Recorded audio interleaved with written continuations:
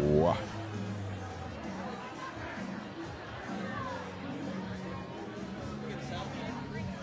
Testing, 1, 2, 1, 2. Awaiting the crew of muses. And boy, have they been waiting. Yeah, they're up in the bowl.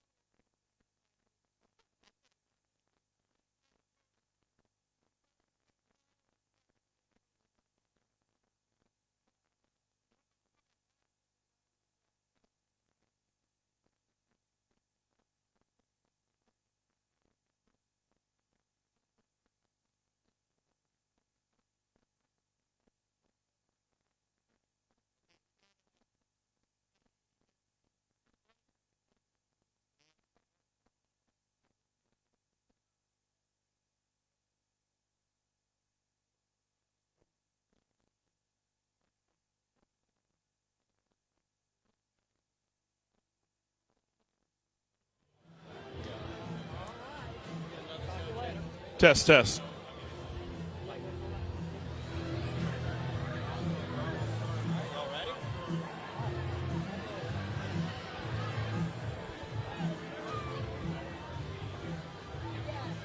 Coming to you live from St. Charles Avenue in New Orleans, Louisiana, getting ready to kick off the greatest free show on earth.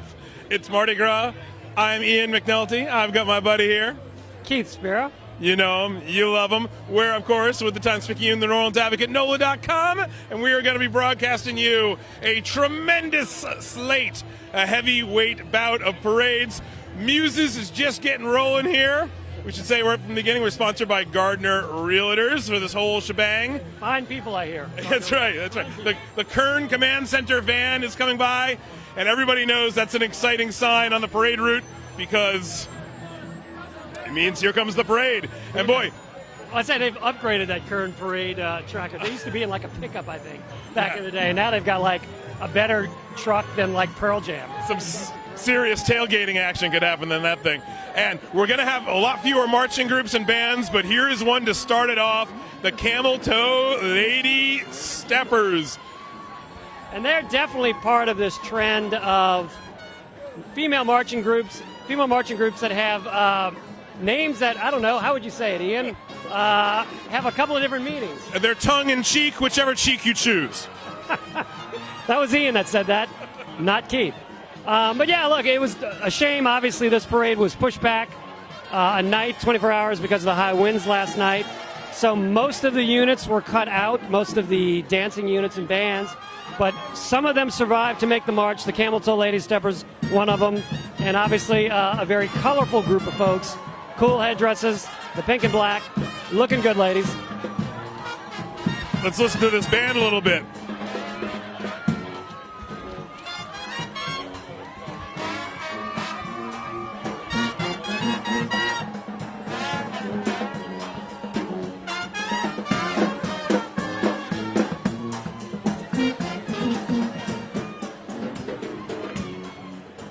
That was a Stooges brass band bringing in the Camel Toe Lady Steppers. So great to see that because, Keith, honestly, I did not know how many of these marching groups we were going to see today. This parade has been delayed since yesterday due to weather concerns. So they are ready to roll, I can tell you that. This is going to be a very quick parade for Muses, but we're so glad that they are taking the route today. Day after they had planned, but right on time to get the Carnival weekend started. And it's one of the two parades from last night that's been rescheduled for tonight. The third one is going to be on Sunday. So right now, though, the first unit of Muses is rolling up. This is the Goddessy float. And, well, there you have it. It's got a Pegasus out front. Some really cool, what are those, Japanese lanterns, would you say? Oh, yeah, it's gorgeous. It's like petals floating in the wind. Look at those, the oak bows overhead. Gorgeous stenciling along the side. Just a beautiful way to set the scene for what is, in my opinion, one of the most beautiful parades, if not the most beautiful parade of Carnival. Fairly impressive bark on that faux oak tree there. I kind of half expect to see a squirrel going up it. But just watch out for termites. Yes, always a hazard. And look what we have coming next here. I think you guys can see it with the dramatic flambeau lighting up the backdrop. This would be Jennifer Coolidge, I believe, huh? This is the Muses shoe. The royalty of Muses always rides in the biggest shoe there is to fill, the Muses shoe. Jennifer Coolidge has the honor of being the honorary Muse today. She's, of course, the Hollywood mainstay. Some people know her from American Pie, Legally Blonde. She's been with Christopher Guest in a lot of his productions, Best in Show, Mighty Wind, for your consideration. She's also well known around New Orleans, been coming to New Orleans for a long time. There's Jennifer Coolidge. A.K.A. Stifler's mom. Hey, Stifler's mom, throw something over here. Hey. I just made eye contact with Stifler's mom. I don't know what that means, but that's big time. I think that means you're halfway famous. Didn't Fountains of Wayne have a song about Stifler's mom? Oh no, it was Stacy's mom. My bad, Stacy's mom. Well, you know, Jennifer, she got started coming to New Orleans a while back when her sister Susanna was a student at Tulane, and she's been a fan of the city ever since. Spends a lot of her time here. Very, very active in charitable circles, especially around AIDS assistance and animal rights. So all those flambeaux marching behind her, lighting the way. And here comes Float 3, happy birthday to us. It's the 20th birthday for Muses. I don't know what it means that they just put out the candles before they got to us, like all those cool sparks just ended. I feel a little bit left out, a little bit insulted. But kind of cool, Muse's 20th birthday in 2020. Oh, there go the sparks again as they go by us. Of course, naturally. Yeah, stop them for the camera. Right. Okay. But no, congratulations to Muses, their 20th season. Beautiful thing that it fell on the 20th of February, 2020. The stars have aligned for Muses. And here comes Cool Bone. Check Cool. this out. Cool Bone, one of the bands that actually started this sort of brass hip-hop combination a while back. They're doing a little more brass than hip-hop now. Bands like the Soul Rebels have taken over. But cool band, been around a long time, have some roots that run deep with some of the guys in that band. And so there they go. Actually, one of the few bands you're going to see. All right, one of my favorite floats coming up here. Certainly, one of the things about Mardi Gras parades, Keith, a lot of them, they have their signature floats. This is going to be one of the great signature floats of Mardi Gras. This is the Bathing Muses and Mama Duck and the Duckies. So fun the way it continues. It just goes on and on and on. Beautifully done. The shower coming down on them. Look at the plunger hats. These ladies have waited a long time for this parade, and they are out in force. They are thrilled. You can see how happy and excited they are to be part of this. And here comes the Duck Brigade. Here come the Duckies. Now keep your eyes on the tail of each duck. You may see a little clue to their theme. So we've been told. Wait, you may see a what? I may see a clue to the overall theme on the tails of the ducks. Ooh, down below, looks like there's some tail action going on. We've got our first shoe. There is a shoe in the booth. Excuse me, everybody. I just caught a shoe. It was handed to me by somebody else who did the catching, but it counts, and that was pretty amazing. Look at that. The signature throw of Muses, a watermelon shoe in this case. These ladies work hard. They make these shoes in incredibly creative styles. I know people who have entire side cottage industries going on for months to create all their Muses shoes. This is one of the great throws of Carnival. Keith, that was probably meant for you. I'm gonna guess it was meant for you. It is my size and color, actually. If I get a matching one, I guarantee you I will wear this on Mardi Gras Day. Hoping for a miracle. Hoping for a miracle. Another Muses shoe for Keith, and he has to walk the walk. And to tell you how much people go to get these shoes, my wife and 8-year-old daughter chased this parade like 7 blocks to get a shoe for my daughter's 2nd grade teacher just a little while ago. So I have a sign for her as well. I'm going to try and get a second shoe from the same teacher. Very cool. And that is just shows you the connections that run through these Mardi Gras parades. People's teachers are on the parades. People's moms are on the parades. This is one of the reasons why people come out for Mardi Gras and have so much fun at it. It's the spectacle, but it's also people you know. It's the connections within the community all on display here. We put on this show for our visitors, but we do it for ourselves too. And here comes float number 6, the Molly Marines, of course, the Lady Marines, the female warriors of the U.S. Marine Corps. One of the guests of the crew, and so in keeping with their theme. I wonder why they're not in uniform. Can you not be in uniform when you're riding Muses? I think that today calls for a somewhat different uniform. Tell me what's coming up next, Keith. Float 7. This is the title float. Yes, 2020 Visions. Nostramuse sees all. So it's a bit of a foretelling the future, a little Nostradamus play there. So all these floats will in some way relate to something happening in the future, including us probably freezing our tails off before the night's over because the temperature is dropping out here. Yeah, the temperature's dropping, but the excitement is ramping up. So far, it's been beads and blinkies and flambeaus and floats. There comes the Nostradamus. Nostradamus sees all. 2020 Visions. My vision, Keith, is that this tells us the rest of the parade will be predictions of the future for New Orleans, for America, for the world. Oh, this is a great, great start to the parade. They're throwing heavy, and they're throwing quality. It's the great thing about Muses, too. Not just the amount thrown, but the quality of the throws. The shoe being, of course, the coveted throw. But look what else we get. We're getting heel beads. We're getting light-up beads. Some sort of stiletto heel that does light up. It is not wearable size, but I will add it to the measly collection of beads on my neck currently. So hopefully some more. The problem, we're under a tent here, so I think we're kind of shielded from a lot of the throws. requires a very specific throw to get to it. Okay, float 8. Greased palmistry. It's like they're making a little commentary on getting the job done. What's it going to take to grease the palms with a fixer? Some stormy situations, perhaps. It's odd because that never seems to happen in New Orleans. I don't know what they're referring to. They may have even been going for an even bigger glimpse of the extent of the greased palmistry. Throwing bones is number 9. Yes. Some references to some past things that have come up to people. There's something about a racist photo in a yearbook, claimed to be an American Indian, which I think is a reference to perhaps a certain presidential candidate.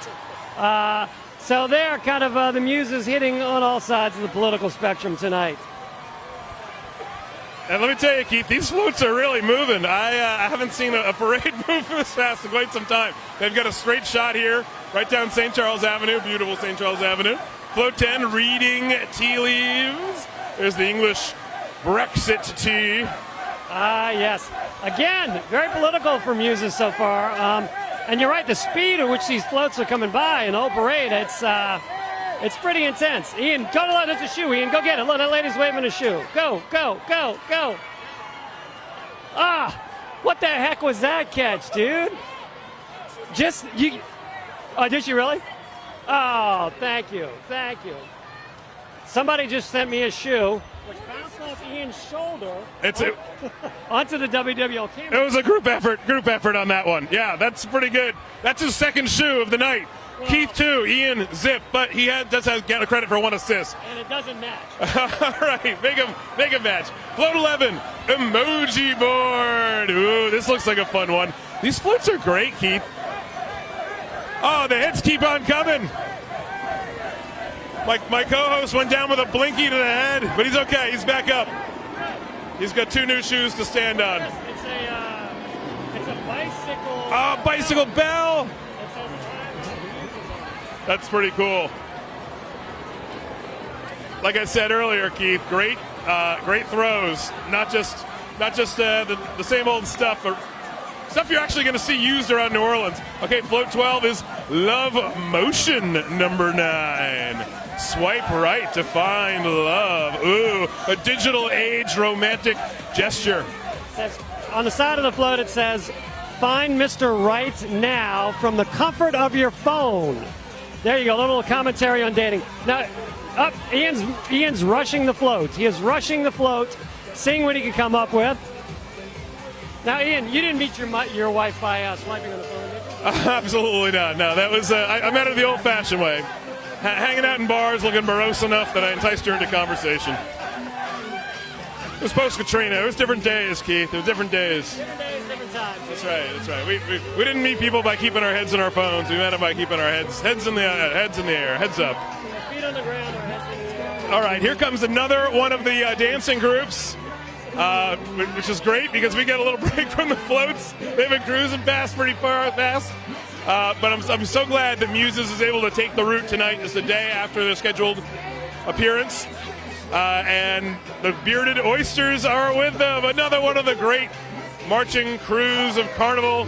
The Bearded Oysters, again, a reference to one of our great cultural heritage foods of Louisiana. The oyster, which proudly has a beard when grown in such lush conditions as we have down here in the Estuarine Delta. As a gentleman who writes about food, you're the perfect man to speak knowledgeably about oysters and their beards. So thank you for filling us all in. But now, they're really not dressed like oysters. It's more of I don't know, what are those, fairies? Fairy wings, or almost like a jellyfish? Or what the heck would you say that is?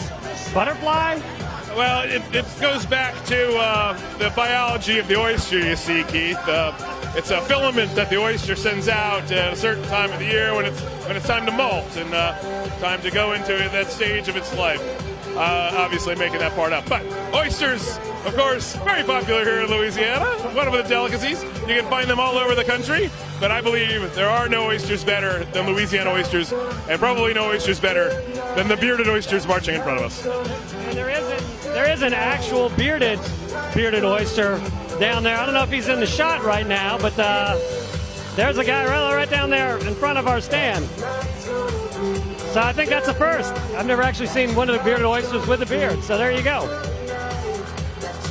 Yeah, talk about the person with the beard. Is that person with the beard right there?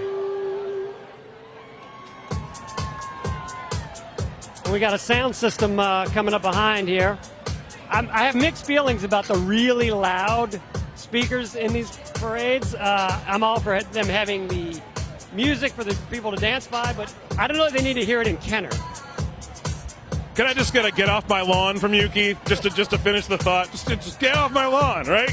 I say that as a music guy, you know what I'm saying? You live your whole career in front of big speakers. You're upset that a couple of them are on a parade route? Part of the problem is I forgot my earplugs. Okay. Well, we got the bearded oysters cruising past us. And as you pointed out, a few male bearded oysters. I think those are the reefs, perhaps, the oyster reefs of the crowd. Indisputably. Well, we're not here to assign anybody whatever gender an oyster chooses is fine with us. Especially in Mardi Gras, it's all good. That's right. It's the oyster knows a thing or two about being fluid, right? So let's leave it at that one. But here comes the big booming sounds of the bearded oysters musical accompaniment, and the floats keep coming. Keith, we can see them peeling around Lee Circle. We can see them one after the next. This is it's actually pretty exciting to have this many floats lined up. It's not traditional, not normal, it's not ideal, but I love the get-it-done-edness of tonight's spirit. They're rolling fast, and they're having a parade that they're going to remember and that we're going to remember. Muses is putting on a show for New Orleans. Was that me? You were hitting at me. This float up right now, number 13, Lucky 13, the numerology float. Again, keeping with the Nostra Muses theme. Here, Ian, speak to the people. Yeah, I was just getting some updates from our studio, 20 feet behind me. They said, keep it up. No one really gets your jokes, but as long as you're laughing, they think that they're funny. So that's helpful. Here's one of the cool throws that we got. It's a mystic iron-on patch of some sort. It's an iron-on patch. The Muses. Let me get another one. The Muses have great throws because you're going to see these things out and about. That's going to be on someone's bicycle. Hopefully mine, if I can pry it out of Keith's greedy little hands later tonight. I don't know. I have an 8-year-old daughter that'll fight you for this little bell ring, but she's young. She'll get over it. Yeah, you could totally take her. I mean, I have more bikes than her. She probably only has 1 or 2 bikes. I've got like 8 junkers that I keep around for Mardi Gras friends. Okay, he's got 2 shoes. And again, though, the problem is the colors clash, the pink and the orange. That's the problem? It's one of the problems, yeah. I would like to reveal that if as long as one is left and one is right, you're way ahead of the game. They both look like something that would break my ankles if I even remotely attempted. What? Victor's signaling me. What? That's your shoe? That's my shoe. Okay. That's Victor's shoe. Oh, okay. We have just gotten an update from stage left that is not Keith's shoe. Keith now has 1 shoe. He is holding another one for another man as a prop. Victor Andrews, one of our Carnival kings of the media world, without whom we could not get nearly any piece of the coverage that we put together done. A lot of that coverage you see in the Times-Picayune and on NOLA.com. Comes to work of a lot of people. Victor Andrews is one of those people. Doesn't always get a byline, but is always very, very much in our minds when we're grateful for the team that gets it done. And what's happening right now, this is the famous parade pause, which used to frustrate me quite a bit. Oh, no, there's a real reason. There's a toast, right? Victor is letting us know there's a toast going on at Gallier Hall right now with the royalty. But I can say, as a kid watching a parade, I didn't care about toast. I was just like, why is the float here? And of course, the float has not stopped in front of us, which is even more frustrating. Because if you're going to stop, be here where you can bombard us with some stuff. But it's literally, 30 feet away. It'd be a heck of a throw to get that to us, especially through the little gap between the top of our tent and the railing here. But we're just going to wait it out. Yeah, that would be a throw for the combine, I think, if they could pull that one off. But we've seen some pretty fun floats so far. We're already on number 13. And just a reminder to folks who may be just tuning in, Ian McNulty, the food writer for Times Picayune New Orleans Advocate, here with our music writer, Keith Spiro. Brought to you by Gardner Realtors. They're sponsoring this whole shebang out here on St. Charles Avenue with our parade cam, bringing this to you wherever your link is running right. We are having an extraordinary day on the parade route today, and we're just getting started. We have 5, count them, 5, folks, parades due to yesterday's rescheduling out of some weather concerns, high winds, and boy, I felt a few of those. I would not want to be on top of a float when some of those gusts were coming through. So safety first. They pulled the trigger on that and rescheduled. I saw some Muses riders out and about yesterday in the streets. I could tell they were a little dejected, having gone all that way, ramping up for their parade, just to be pulled off at the last second. But as I hollered to them from my window, and I'm sure they appreciated, we're with you and we'll see you tomorrow. And God golly, here we are. They are rolling, and we're excited to see them. And kind of ironic, given that their theme this year is predicting the future, they did not see that their float was going to, or their parade was going to be delayed and a whole day. So possibly angered the weather gods with that hubris. Possibly. All right, we've got the numerology float rolling by our position. Again, Ian is rushing the float right now. What did he get? What do you got there, Ian? Oh my God, Keith, I got cocktail napkins. This right here will literally change the world. These cocktail napkins will be used this weekend at my Endymion party. Promise. All right. And right now we've got a little PSA, a little public service announcement from Muses. It is the census float. So it is here to encourage one and all in New Orleans and beyond, I suppose, to be counted, because everybody counts, and I don't know, there's some great reason to do it. But look, it's got the Statue of Liberty on front. It's got some census takers or promoters in their census T-shirts. They're not throwing shoes, as far as I can tell. But, and an important message. Look what we got here. Some really impressive beads just came over our way. Ian's going to model them for us. They match his coat and tie beautifully. And jacket. The great thing about Mardi Gras colors is they go with everything. Impossible to clash with anything when you're wearing Mardi Gras colors. They go with everything or nothing, which is really the same. Right. And sometimes you see nothing out there in the crowds, too. Now look at this. This is a cool throw that I just got. Cocktail napkins. This will literally change the world, it says. Promise to use these at my Endymion party in Mid-City tomorrow. That's going to be fun. That's a cool thing. And I like that trend toward sort of usable throws because it's just a cool thing, and you don't put it in the trash, and you don't see that stuff on the ground, and people can actually use these sort of things. Okay, so we were talking about the float in front of us right now, which is the census float. Now, remember, there's no commercialization in these Mardi Gras crews. You can't have a paid-for float, an advertised float. Unlike our broadcast here, which is brought to you by Gardner Realtors. We can definitely do that. Gardner Realtors. We can talk about them all day. No, yeah, we're the media company. We can do that. But the parades have kept it clean with as far as commercial messaging. But that is a public service announcement because Census 2020, it's upon us. It's coming. Important for everyone to be counted, of course. Actually see some familiar faces on that float. Some folks I know hither and yon around the city doing their part, volunteering, which is awesome. But back to another matter at hand, the throws. Okay, so as we reviewed, Keith, you thought you had 2 shoes. You really only have 1. You're holding another man's shoe, which is fine. Ian, his shoe count is still 0, but that's okay. I'm not sensitive about that at all. That's not why I'm here. I'm not here just to catch shoes that I will keep and treasure forever and put on my mantelpiece for my Endymion party, for everyone to see that comes through my Endymion party to know that I'm cool and I get shoes thrown to me at Muses. Not why I'm here at all. Furthest thing from my mind. Well, it's odd, though, because you really seem to be rushing the floats when they come by and literally propelling yourself over the railing at the floats. Safety first, Keith, okay? I've never let my the central point of my body go over the railing, and my center of gravity is extremely low.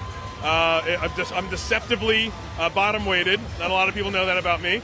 Purple, green, and gold is very slimming, as everyone in New Orleans knows. Actually, everyone in Louisiana knows that, thanks to LSU wear. You put on that purple, and suddenly you're 20 pounds lighter, 20 years sexier, and just, ready to achieve whatever needs to be done that day.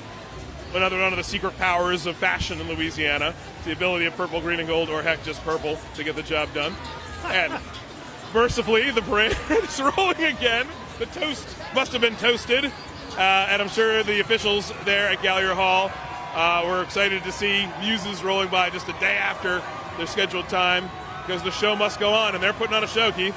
And here we go, float number 14, Saints Altar. So you've got like a little voodoo doll with some fleur-de-lis stick pins in it. We got visions of the future, curses on the past. Yes, obviously the Saints have had some really crappy luck in the playoffs these last few years. Up, another shoe has come our way. Hey, hey, thank you, thank you. All right, I got my first light up ring. And what you got in your arm there, Ian? I've got a shoe. We will return to the shoe later, but first, this is one of the key floats of Muses. Float number 15, of course, always has the shadow dancer, and this time travel to the future of Mardi Gras. What happens when we time travel to the future of Mardi Gras? It's literally out of control. The riders are glittering, coconuts are glittering. Shoes versus announcers are glittering, for that matter. It's everywhere you look. The barricades are glittered, the ice chests, the cops' uniforms. Everything's glittery, downright sparkly. All right, hey, and next up, float 16, fortune selling, eye-cha-ching. Is that an oil rig, an Old Faithful I see? Is everything for sale? They're mining the Grand Canyon? You don't have to be a psychic or work at the EPA to see that in America today. Oh my God, the shoes are raining down like so much rain. Well, I think there was a fellow employee of ours on that float, actually, so that may have been the reason some of these came by, huh? Nope. I'm going with just we're handsome and they love us and they can't resist. Well, what is this one? Ah, see, it is from Sarah. Oh, coworker. God, look at these. It's like a shoe store up here. It's like a Payless, a really upscale Payless up here in the. Pay nothing in our case. They pay nothing. Yes. What do we got here? We got the Seeing Eye. What is the All Seeing Eye seeing today? The All Seeing Eye. All right, let's see what we got. Oh, they see you everywhere. They see you on your porches, at street corners, everywhere. Watch your speed, because you could see some mail in your future. Yeah, ain't that something? You think you're having a pretty good day, you come home and they nab you for blowing a 22 mile an hour in a 20 mile an hour zone at 8:59 in the morning a couple weeks back. That's a good kick in the pants for you. Well, I got one for a school zone where a school didn't even exist anymore. It's so basically a tax on people who have to drive to work, let's face it. It's basically a tax on anyone with a car is what it boils down to. We're talking about the speed cameras here. All right, what do we got? Number 18 already. Jeez. Political tarot. We're not dealing with a full deck. This is fun. Of course, these are we see Justice Ginsburg. We see the Obamas. They're equal. Equal opportunity. What do we got here? Satirists.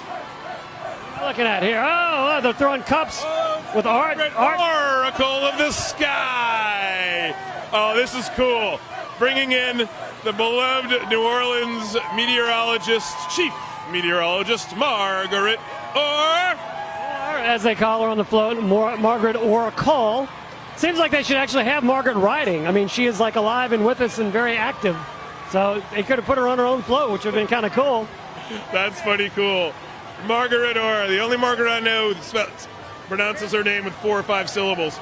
But we love her. We love her, and she is a New Orleans icon, enough so to make it on a Muses float. How about that? Astrology. Oh, I think you're under the influence of star power. Oh, tick-tock. Tell me what you like. Oh, all the likes and pluses and thumbs up. It's all the world of the influencers. Okay, this one looks pretty good, Keith. This looks like it's up my alley. Them old Cajuns, Almanac. We got some gumbo cooking away up front. Are they cooking bearded oysters, would you say? Gosh, I hope not. I like those raw. This is filed by Boudreaux and Thibodeau. It'll predict the weather. Best time to plant your cane and the right score for that LSU-Alabama game. It's all void if there's a hurricane, an oil spill, or hell freezes over, Cher. Woo! Oh, and wait, the Mardi Gras guides have smiled on us. The float has stopped right in front of our stand here. The float stops in front of you. That's luck indeed. But you are exercising incredible restraint. But, I mean, you have so many shoes in your arms now you can't catch anymore. They're pretty much restraining me. It's true. Yeah. Yeah, no, I don't know what this. Victor has not signaled that this is another toast going on, so this is just a regular pause. But here they go again. They're rolling. And I got to. Look what we got coming up here. We got the crew of the rolling Elvi. Oh, yeah. Yeah, Victor's just pointing out that the crowd, as we're looking down St. Charles Avenue, they all have the blinking shoe headdresses on. The rolling Elvi. Yes. Usually not a marching crew, usually a rolling crew, right? Well, yeah, they're pushing their little motorcycles and cars on carts. But yeah, this is a tribute to some fallen members of their crew. It's one of the other great things about Mardi Gras. These crews have formed, not just the traditional crews, but these marching crews, a little more freewheeling. But they embrace a lot of traditions, and one of those is honoring their members, honoring their dead. I see a good buddy of mine, Salvador Munoz, driving by, waving toilet paper at me. There's Dr. Arachu Sanchez riding right behind him there in the support vehicle. Some of our great transplants to New Orleans. Those folks I know personally from Spain, Madrid, Spain, here in New Orleans, and they never lose an opportunity to remind us how much New Orleans is like, not France, but Spain. They see it everywhere. They see it in the architecture, in the food, and in the friendliness of the people. Now, of course, people from France will tell you the same thing. So, New Orleans can be a lot of things to a lot of people. Oh, hold on. I'm getting something. He wants to throw you something. Ian's going to go catch something from his buddy that has just dismounted the pickup truck. What do you got? Koozie. It's a koozie. It's a rolling Elvi koozie. Jailhouse Rockers. This is one of the subgroups of the rolling Elvi. And again, Jailhouse there it is, Rockers right there. Koozie. Thank you very much. And again, one of the few non-float units that is actually in Muses tonight. Most of them had to drop out after the parade was moved from last night to tonight because they wanted the parade to move a lot faster because there are 5 of them tonight. So in order to shorten the parade, make it go a little quicker, they got rid of most of the all of the marching bands, most of the marching units. But oh, look, that's Doug McCash. We see Doug McCash on his motorbike, arts and entertainment writer for our fine organization here. Let's go up and see if we get. Oh! Good throw, Doug. Good throw. What does he see? What did he toss us here? Hold on. It is a necklace. Oh, that is so cool, Keith. It's banana and peanut butter sandwiches for Elvis.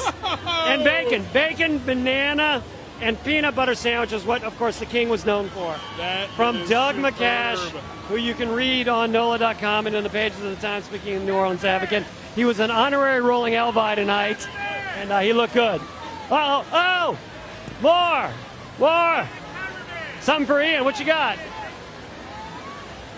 Oh, look at this. I think it's an apron. The cape. Oh, it's a cape. That's no apron. That's a cape. That's an Evel Knievel cape, baby. Oh, my gosh.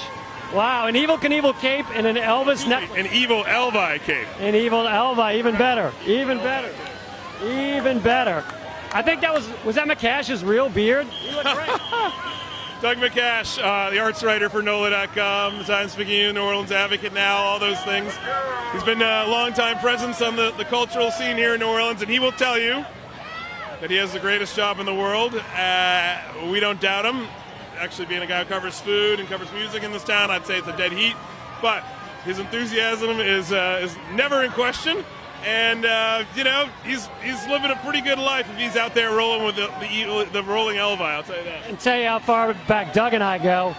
When my first article for Offbeat magazine after college in 1990, he painted the cover art that appeared on that issue of Offbeat. So I've known Doug since 1990, and we've worked together off and on. Here come the Priscillas.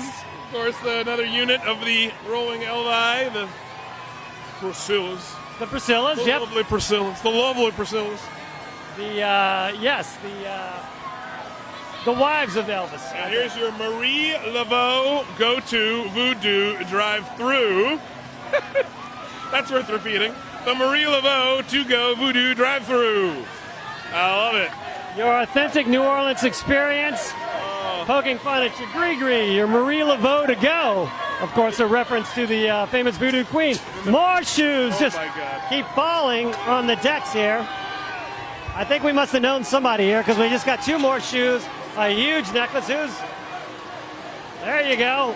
Wow. The reversal of fortune cookies is our next float. Oh boy. Bad advice. Invest in sucre. Oh, we know that one. Owls make great pets.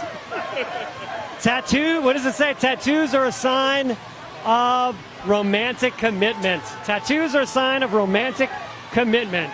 Advertise in the yellow pages. There's a whole generation that doesn't know why that's funny. Exactly. You can rewire anything yourself, it says down there. You can rewire anything yourself. A good son never moves out. I practiced that for several years after college. Same, English major. You don't need flood insurance, says another fortune cookie. Why would you need flood insurance in New Orleans? What a silly, silly thing. All right, Muses keeping it sharp here. Very clever float so far. Number 24, Psycho Friends Network. Hold the phone. You've got a perfect call coming in from Psycho Friends Network. Get it? Perfect call. Not from Dionne Warwick. It's international, authoritarian, insightful, informative. Fees and bribes may apply. Who needs friends? Wow. You've got dictators. Ooh. Well, we've got, let's see, Kim Jong-il on the side. We've got Putin. We've got Donald Trump on the side of that. All of them good buddies on the red hotline. That's depicted on the front of the float, apparently. So there we go. Oh, look at this. It's a relic from our childhood, Ian. Yeah. The Magic 8 ball, but this is the Magic Weight ball. Pretty good, Muses. Pretty funny. Want to know what's going to happen in our city of mysteries? Just shake the ball. Is the water safe to drink? Are the city servers back online? What will explode next? But wait, the answer is always the same. Ask again later. All right. Obviously, Muses waited till the last minute to update some of these themes on the floats because they're pretty contemporary here. Spirit Circle. Of course, this float just spun by Lee Circle, Tivoli Circle, the circle yet to be renamed. Call it what you will. They've got a lot of suggestions here. I see Leah Chase. I see Ella Brennan. I see Fats Domino. Art Neville. Dr. John. Yeah. Oh, Lil Queenie Harris. Oh, wow, my So, yeah, a lot of departed New Orleans greats and musicians on there. Yeah, they could be suitable replacements on top of the now bald pillar. The halo on top of that pillar kind of said it all. Quite beautiful. That was lovely. Runes is the next one. Throw the runes. These streets, scratch the symbols. These streets will ruin your car. Yeah, that's what we're looking at. Right? Look at that. Potholes filled with cones, filled with beads. Potholes filled with beads, filled with cones. Yeah, they'll ruin you, all right. It's like sort of a self-fulfilling thing as they're literally filling potholes with the beads they're throwing right now. So. The end is nigh, and they aren't kidding, Keith. This is the second to last float for Muses, going at a breakneck pace. The end is nigh. Or maybe not. The end is nigh of Muses. Incredibly enough, it's taking like 12 minutes for this parade to pass. This is incredible. I've never experienced a major parade like this moving this fast. Incredible. Muses is telling us with this thing here that we're nearing the end of our parade, but we promise we'll be back next year. So Dude, wait, what number is this? Oh my gosh. This is 28. Oh, I missed my daughter's teacher. Oh my god. Oh no, wait, maybe she threw me that shoe. Maybe that was one of the shoes that came up. All will be revealed at the after party.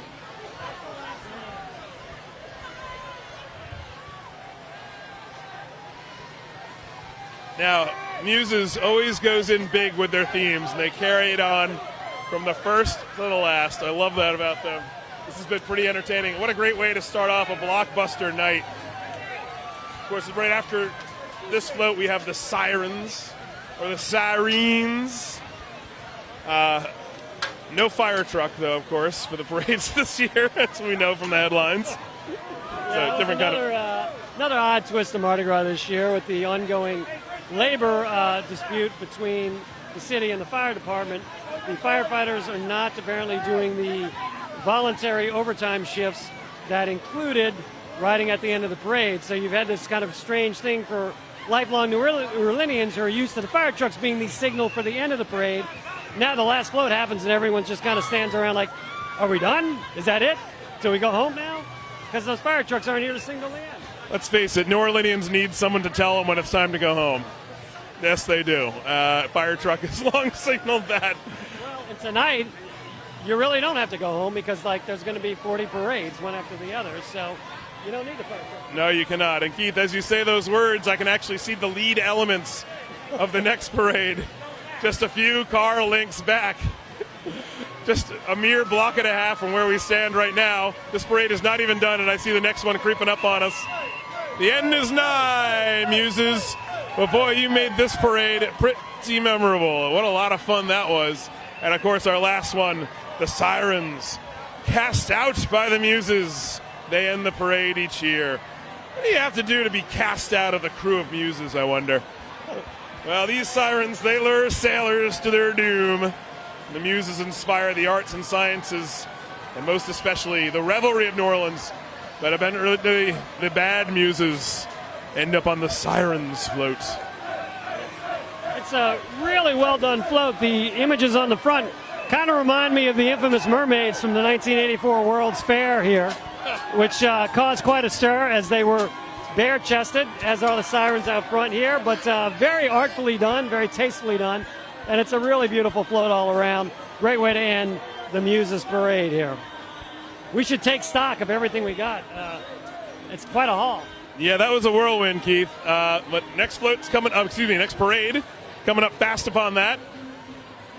This parade route was just about bare, packed with people, but they had only the bling that they brought with them, a whole lot of camo, a whole lot of hats, a whole lot of fun costumes. But now, same folks are covered with blinkies and beads and fun and sharing stuff and trading it back and forth, comparing notes. What did you get? What did I get? How many shoes did you get? We may never know the true shoe count, Keith. That may be one of the mysteries that we leave with this night with. But this night is young. Next up is Babylon. Sargon coming up first.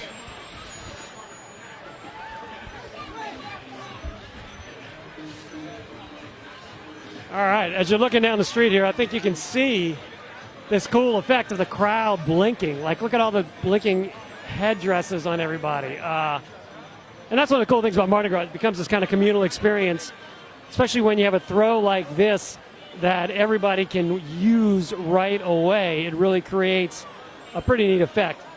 And I've been here my whole life in New Orleans. Used to see Mardi Gras parades right across the street from where I am now at my dad's old office. We didn't have these cool throws. This is like a whole new Mardi Gras. And again, it's a neat trend away from just tons and tons of plain beads into throws with a little bit of a twist. And as you can see, as a shot looking down St. Charles Avenue, these blinky throws are really neat because it's this common thread running through the whole crowd right now.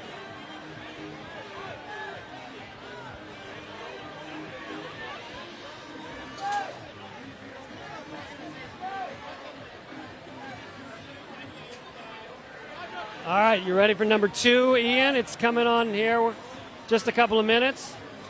I gotta say, I'm pooped. I'm ready to call it a night. No! Once more back into the breach. That's only one of 5. This is not, Keith Spira, our music writer, this is not going to a concert, with a headliner and an opening act maybe. I usually skip the opening acts for a reason. This is going to a whole festival, okay? This is a Lollapalooza of parades tonight.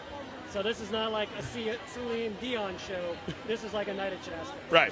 Well, let's go back a second to Muses while we're waiting on King Sargon of Babylon to arrive. We can see him. 20 years ago was the first ride for Muses. I happened to be there. I was fresh, new arrival in New Orleans, just getting my feet wet, just learning about some of these Mardi Gras traditions. Yep. And I remember it being a big deal, right? It was a new crew. Those don't come along every day. Certainly not one rolling down St. Charles Avenue. Thursday night, really fired up Thursday night, I feel like. And, of course, an all-female crew. Made a big difference. Filled up fast. Showed the desire, the eagerness for more women to participate in Carnival as float riders. And of course, they participate in Carnival in every way imaginable, but to actually be on the floats, to be in the crews, joining the ranks of Iris and Cleopatra and the others that came before them. Do you remember that first parade? Were you there? Yeah, he was special, and that really did kick off this sort of rejuvenation of Carnival, where the female crews now account for at least 2 of the 3 largest crews in Carnival, between Nyx and Iris and Endymion. I think the 3 biggest crews by members. They each have over 3,000 members. So, but then you've also got Femme Fatale and these other, and obviously Muses started off, these other predominantly female crews that have really rejuvenated the celebration, along with all these kind of cool offbeat marching groups. But now these guys coming along here, Muses is the new school. This is a bit of the old school coming right here. Which, frankly, Keith, I love. I love that interplay of the traditional and the modern, the established and the improvisational. That's Mardi Gras right there, right? In every factor and way. Well, yeah, look at these guys here just on the wagon wheels, basically. I mean, this is like an old school looking float. No garish float for this guy. This is like totally old school. Yeah, we get the captain of the Knights of Babylon, followed by his liege, Sargon. I'll leave it to someone who's better at Roman numerals to translate LXXV. I can only do that for Super Bowls, sorry. Let's see. What is it? LXXV? Is that 75? Possibly. We'll call it that for now. Yeah, we'll double check this. Sargon with his pages. Saigon 75 is a whole different thing. Yeah, that was different, yeah. That's different. Yeah, much different. Yeah, much first, different. to quote Calvin Trill, that order of the day there was, save the cooks first. Get the chefs out of there. All right, what do we got here? We got the royal officers on their trolley cart. Again, all of them got the old school capes, the masks. Don't see a whole lot of blinky stuff from these guys. Yeah, this may be a little more of your traditional crew. It's a little smaller float so far coming through here, but beautiful. One of those things that like seeing your favorite ride at the amusement park. Like, cool, that one. I know it's always this time of the night when this one comes by. I know it's always this time of Mardi Gras when I see this crew. And of course, this is another one rescheduled from yesterday, supposed to ride to roll on February 20th. But gosh, I'm going to say it a few more times tonight. I'm grateful that they were able to work it out, because that is no easy task, reorganizing something as humongous and complex as these Mardi Gras parades right in the heart of the season on a dime, to be able to do that, to disembark, to disengage, and then to start that machine all over again a day later. Not an easy task. No, there's a lot of moving parts that go into it. You've got to coordinate with police. You've got to coordinate with the tractor drivers. You've got to coordinate with street closures and with the crew members. I mean, people have to rearrange schedules again after they've already made plans to ride on a certain day, to then reboot those plans to get costumed and organized in the right place all again tonight. It's a whole logistical headache. But yeah, man, I mean, when they hit the streets, obviously it's worth it here. Think about the babysitters, the rides home, the alibis, all of it has to be considered. Indeed. All right, we're at the Babylonian barge. Modeled after the barges used on the River Nile by the Babylonians. Really cool. Made of papyrus in the old days. These days made out of the prime resource of Mardi Gras New Orleans, paper mache. What's this? Victor is handing us, it's one of the cutout doubloons. Oh, very cool. Yes, it's like a trimmed out. They used to just be round back in the day, but now they come in all shapes and sizes. And this is a very cool one with the Babylon emblem on it in gold. Hanging gardens of Babylon floating past us now from Babylon. Cool hats on the riders there. It's like they picked up some hats from Wavy Gravy, actually. I didn't realize the hanging gardens of Babylon had such a psychedelic flair. Depends how you hang, man. All right, what do we got here? Temple of Marduk, the main temple of the city of Babylon. Mardi Gras is so educational. Well, I'd say it's kind of funny how the old-line crews don't go for the contemporary topics and the satire as much as they do these sort of, it's almost like little operas on wheels. It's like some sort of opera theme. It's something you may never have heard of, something kind of esoteric. But, the Babylon Jesters, we've heard of those guys. That we know what that is. Your classics teachers are rolling over in their lazy boys, hearing you say that. I was writing Led Zeppelin emblem logos on my notepads during classics class, apparently. Well, that is classic rock. It makes sense. Yes. The mythological menagerie coming by right now. A little bit of a theme here, I think. It's a theme, yeah, yes. It's a nice theme. A little bit of a theme. Mythological Menagerie. Always a good word. I like that word, menagerie. Absolutely. Exploring the different powers that people give to animal figures that made them godlike. Okay, so we're going to see animals throughout this parade that have become godlike with their powers. And first up, we've got a salamander that looks a bit like a beluga whale. Oh, don't you think? It's like a beluga whale with some sort of weird antenna. Yeah, that could be a pretty quick change in the shop to be a whale theme for sure. But you're going to see, I guarantee you're going to see that salamander as a whale next year in somebody's float, somebody's parade. No doubt. No doubt. All right. The view we have right now is pretty awesome because it is, like we said earlier, this is a little different pace and routine for these parades. These are the ones that were bumped from yesterday by weather cancellations. They're rolling today without their marching bands in between. So they're flying, and they're also really packed close together. So the net effect, though, is you look down St. Charles Avenue from our vantage point here, Keith, it's gorgeous. It looks like one gigantic float. Actually, this is what one float in Endymion looks like tomorrow. Exactly. This is the Pontchartrain Beach float in Endymion tomorrow. It's like 9 connected units. All right, here we got a swan. That's legit a swan. I don't think that looks like a whale at all. Can you pronounce the title of that float, Ian? That's a pass. Again, obviously you slept through that classics class. Well, all right, the Minotaur. That's the Lohengrin. Here we are. There we go, the Minotaur. Now we're talking. Yeah, now we're talking. Now we know. Burly mythological creatures. Yeah, that I can handle. The body of the man and the head and tail of a bull. But, you know, the heart of gold, too. Okay? Yes. He's got the head of a bull. He's got the body of a man. He's got a heart of gold. But interestingly enough, the riders are wearing red masks. I wonder if that triggers the bull. Oh, maybe so. You know, the red cape, the red mask. I mean, they could be triggering that Minotaur. Many lines. Stay behind your float. Yes. All right, here we got, who's this? Sure. Who's that? He is a god of these semantics, the head of the Assyrian Pantheon. The Assyrian Pantheon. I've not considered the Assyrian Empire in some time. Well, all that's old is new again. Okay, now here's the Babylon's turn at the sirens, and I think we see a common theme. 2 of them, in fact. A pair of themes. Continuing from the sirens of our last parade for the Muses. It's the Babylon rendition of that. Yeah, the classical mythology and teachings.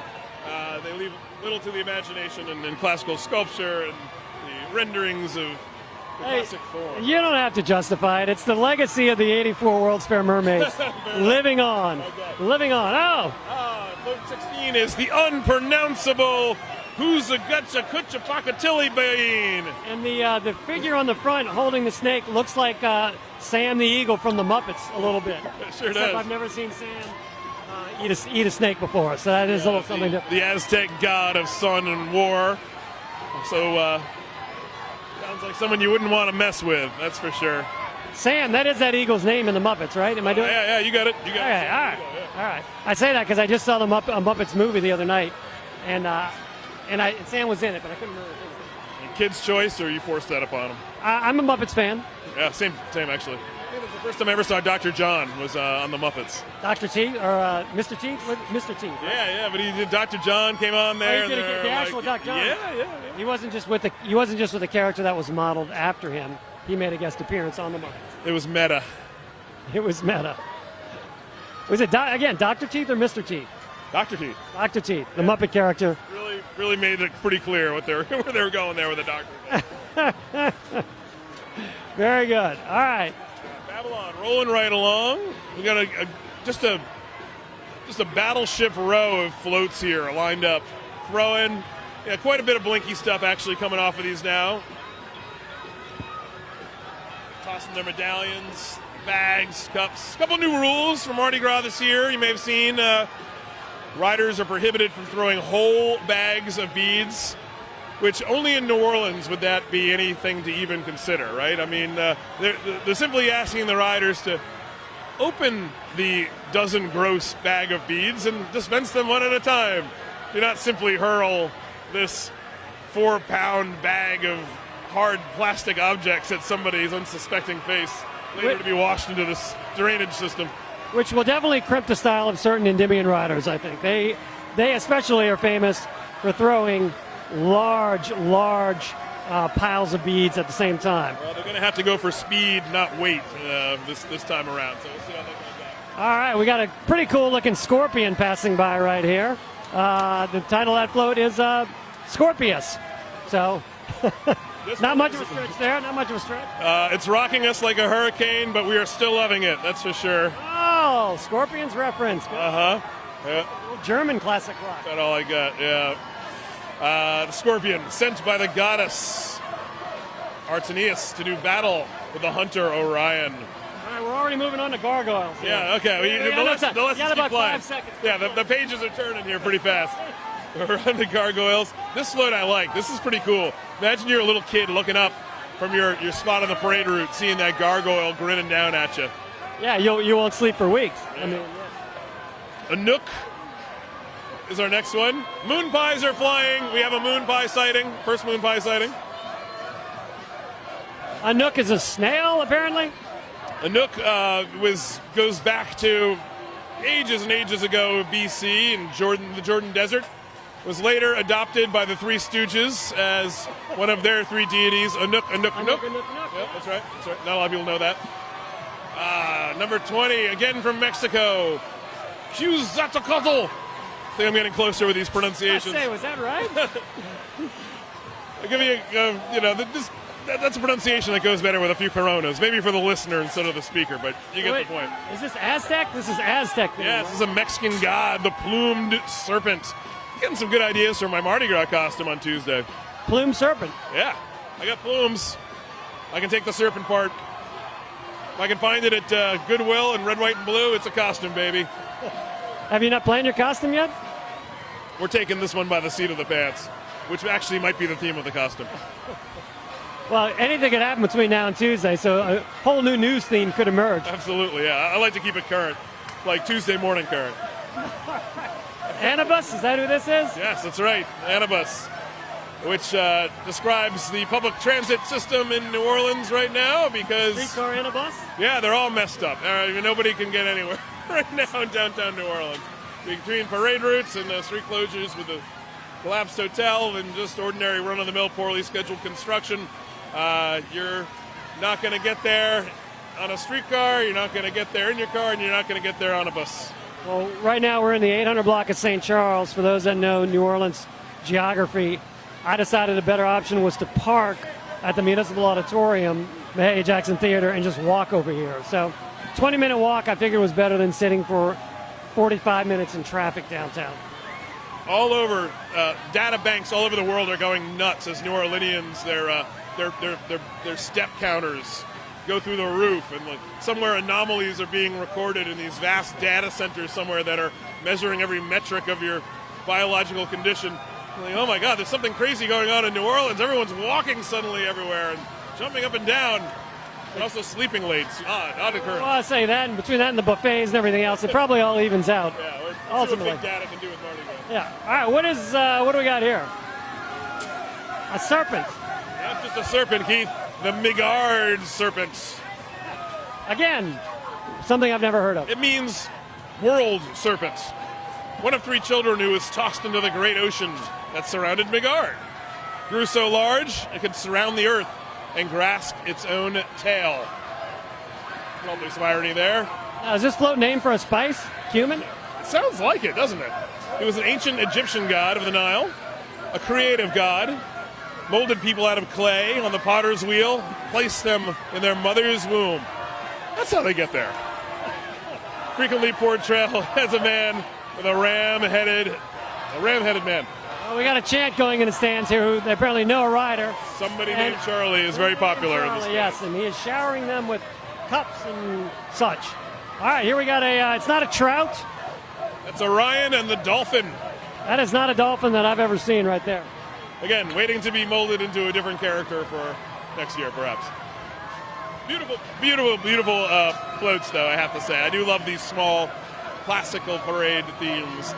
It's just lovely to see them roll down the streets, under the trees, the bead-strung trees, between the stands. Yeah, with the gold foil kind of trimming out the flowers. That is definitely a classic old school look. Yeah, like you pointed out earlier, Keith, the opera's in motion, it's these cruising along, these little miniature lessons. And a lot of these parades have been documented in these bulletins. One that I'm reviewing right now for our notes that were put in the paper, in your print newspaper. Really cool. I know a lot of people who collect them. They're actually quite beautiful. They show all the floats, each one individually, and give you a little backstory on them. So if you want to study up on these things, or you can check your paper over the weekend for upcoming parades. I know Endymion will be in tomorrow's paper, and amongst many others. You can look for Bacchus on Sunday with Oath. Yeah, and it's a way to kind of set the stage for the parade, because i.e. like tonight, if you understand a little bit of what the theme's all about, you can appreciate the floats for the aesthetic and all the kind of thought that goes into it, beyond just the thrill of the colors and catching beads and all that. There usually is some sort of underlying thought process that informs all the floats, and these bulletins really do a good job of laying that out for you. So if you're mystified by the floats, go pick up an actual physical paper. They exist.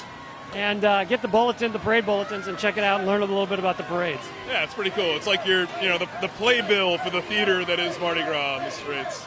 Yes, it is a moving theatrical presentation, and that's right. Good way to put it. That's the playbill. This one might be one of my favorites so far for Babylon. The Abominable Snowman. Now you can see the gaping jaw on the front of it. Hopefully folks don't treat it like King Kong and Bacchus and start pitching beads in the thing's mouth, because that is definitely not what it's intended for. I don't see any on there yet, but now that you suggested that.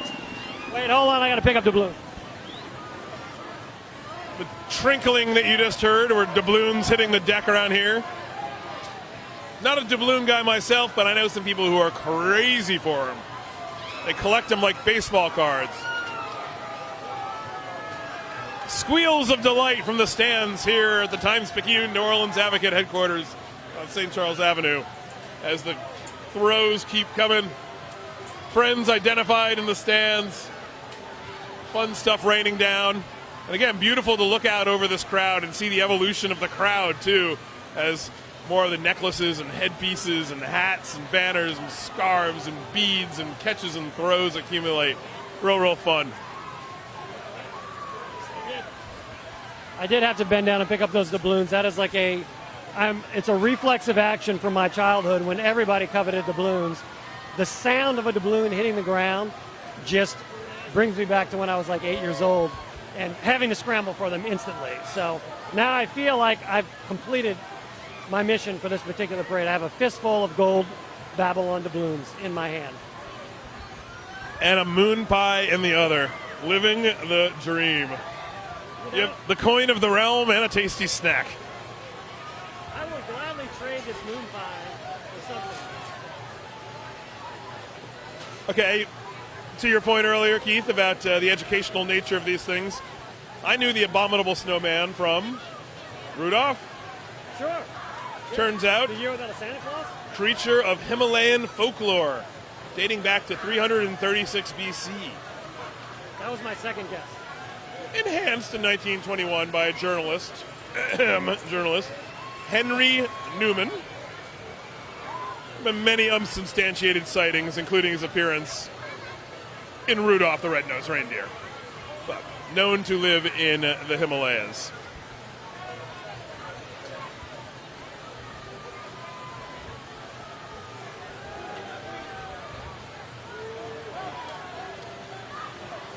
And another slight pause here in the parade, which thus far has been trucking along. 3 more parades to go tonight. And as we stand here, I can see some lead elements of the next. Hermes coming around the bend. Of course, the telltale sign of the Entergy truck, the utility truck, coming around the bend. Lets you know more is on the way.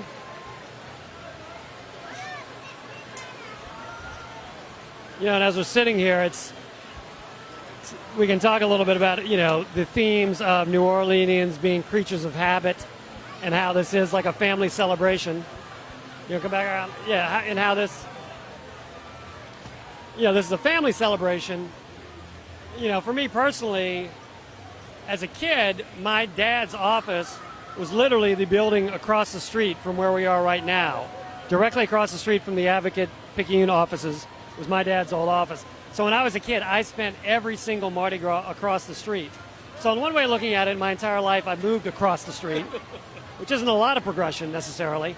But that said, I'm still having a great time at Mardi Gras. And back then it was so different because it was all these old school parades and it was much simpler. And so if you got like a fistful of doubloons like this, that was incredible because the guys were notoriously stingy back in the day.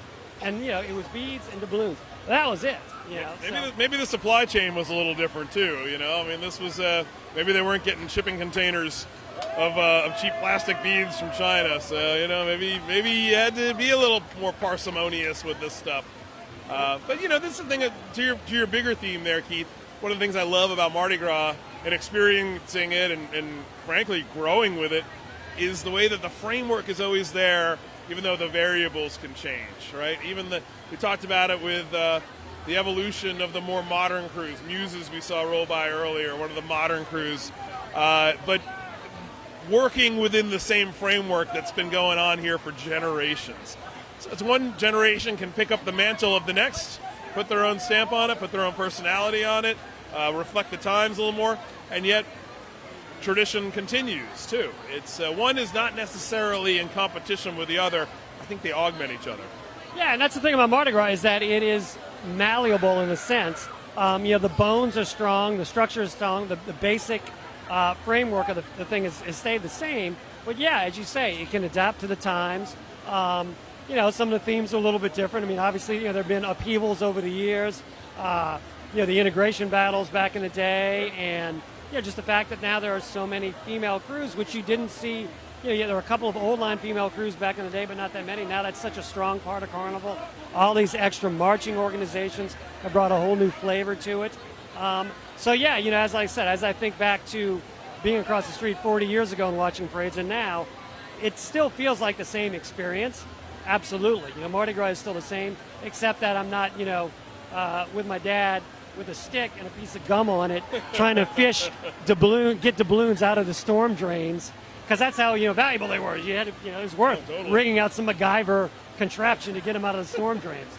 That happened right there. So I'm not doing that anymore. But yeah, the experience of Mardi Gras has really remained the same for all these years. Yeah, catching a few doubloons, catching a few of those precious strings of beads.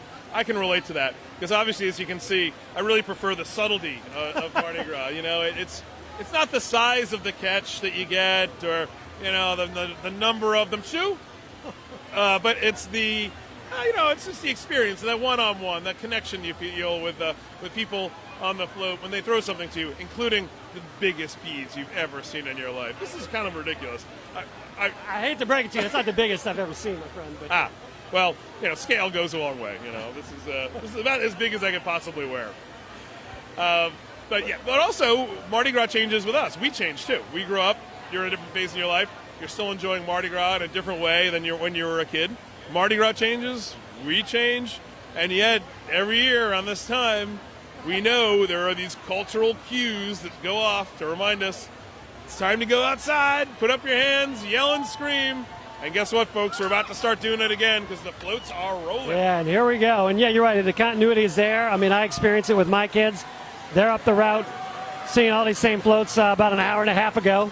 So it's like they're in a different time zone or different time warp. They've seen this whole parade ahead of me.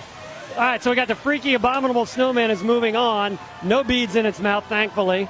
And what do we got next? Don't know if you've ever done this, Keith. Have you ever seen the same parade twice? Watch it up the start and then, hop on your bike or in your car if you can manage it and haul on down to downtown. I've managed that a couple times on assignments, writing about stuff along the route. And boy, it's kind of fun because you've already seen the parade and the people you're passing haven't seen it yet. Absolutely. When my wife rode Muses a couple of years, and I did that with her, because I kind of had an inside track to get some cool stuff from the float. So yes, I ran around twice. All right, what do we got? It's not gerbil, but... Gibbo, our final float for Babylon. This is the god of fire in Sumerian mythology. His mind was so vast, his wisdom so great, that even the gods could not fathom it. I can relate to that. And you said Sumerian, right? Yeah, Sumerian. So we've had Sumerian, Assyrian, Egyptian, Abominable. Himalayan. He was Himalayan. Himalayan. So yeah, so kind of covering all the old empires back in the day. Okay, now here come what have to be the hardest working folks on the parade route. These guys are actually trying to sell cheap plastic junk to people who have just been pummeled With cheap plastic junk for free. Yeah. You have people who cannot even carry all the things that they've collected from the parade, and yet somehow there is a business in selling them more of it. It's amazing. I actually really admire their ability to keep doing that. Well, I say I can't help but notice that the carts are still incredibly full. True. Getting at the end of the round. True. But every year they're out here, and every year somebody is looking to get a purple, green, and gold, can we say it, poo-shaped hat to wear on their head? Yeah, that would match your jacket. True. If it's under $5, I'll treat. If it's under $5, I'll buy you a poo hat. Oh, they even have cash apps. Oh, that's amazing. The world is tilted on its axis. They did not have that when I was a kid. Definitely not. I can assure you. Did they have the hawkers, though? Did they have Of course they had the hawkers. And, the big thing then was either cotton candy. Whoops. Cotton candy or those snap pop things that exploded. I'm going to tell you something really cool. I don't know if you could see it passing by earlier, but that van cruising past, pretty unmarked, but loaded with food. That is a food truck. Not for those of us on the route, not the food truck that you're thinking of selling hipster tacos or anything like that, but a food truck for the police, for the officers who are out working the route. It's provided by different organizations, different support organizations for the police who are out here working really long hours and really hard, come away with the weather, come away with the circumstances. And those trucks drive along and make sure that they're fed at their posts, which they often cannot leave for long, long spans of time. So if you see that van cruising by filled with trays of food, give them a salute. Thank them for what they're doing. I got a chance to talk with them one year for a story. It was actually pretty moving. I mean, it just shows you that everyone's out here indulging, having a great time, eating and drinking. I mean, it's Mardi Gras, it's Carnival. Do what you want to indulge. But for the public safety folks who are making sure it can all happen, just getting a sandwich delivered to them on the route can be a godsend. So that's a little perspective for you in the midst of all the revelry.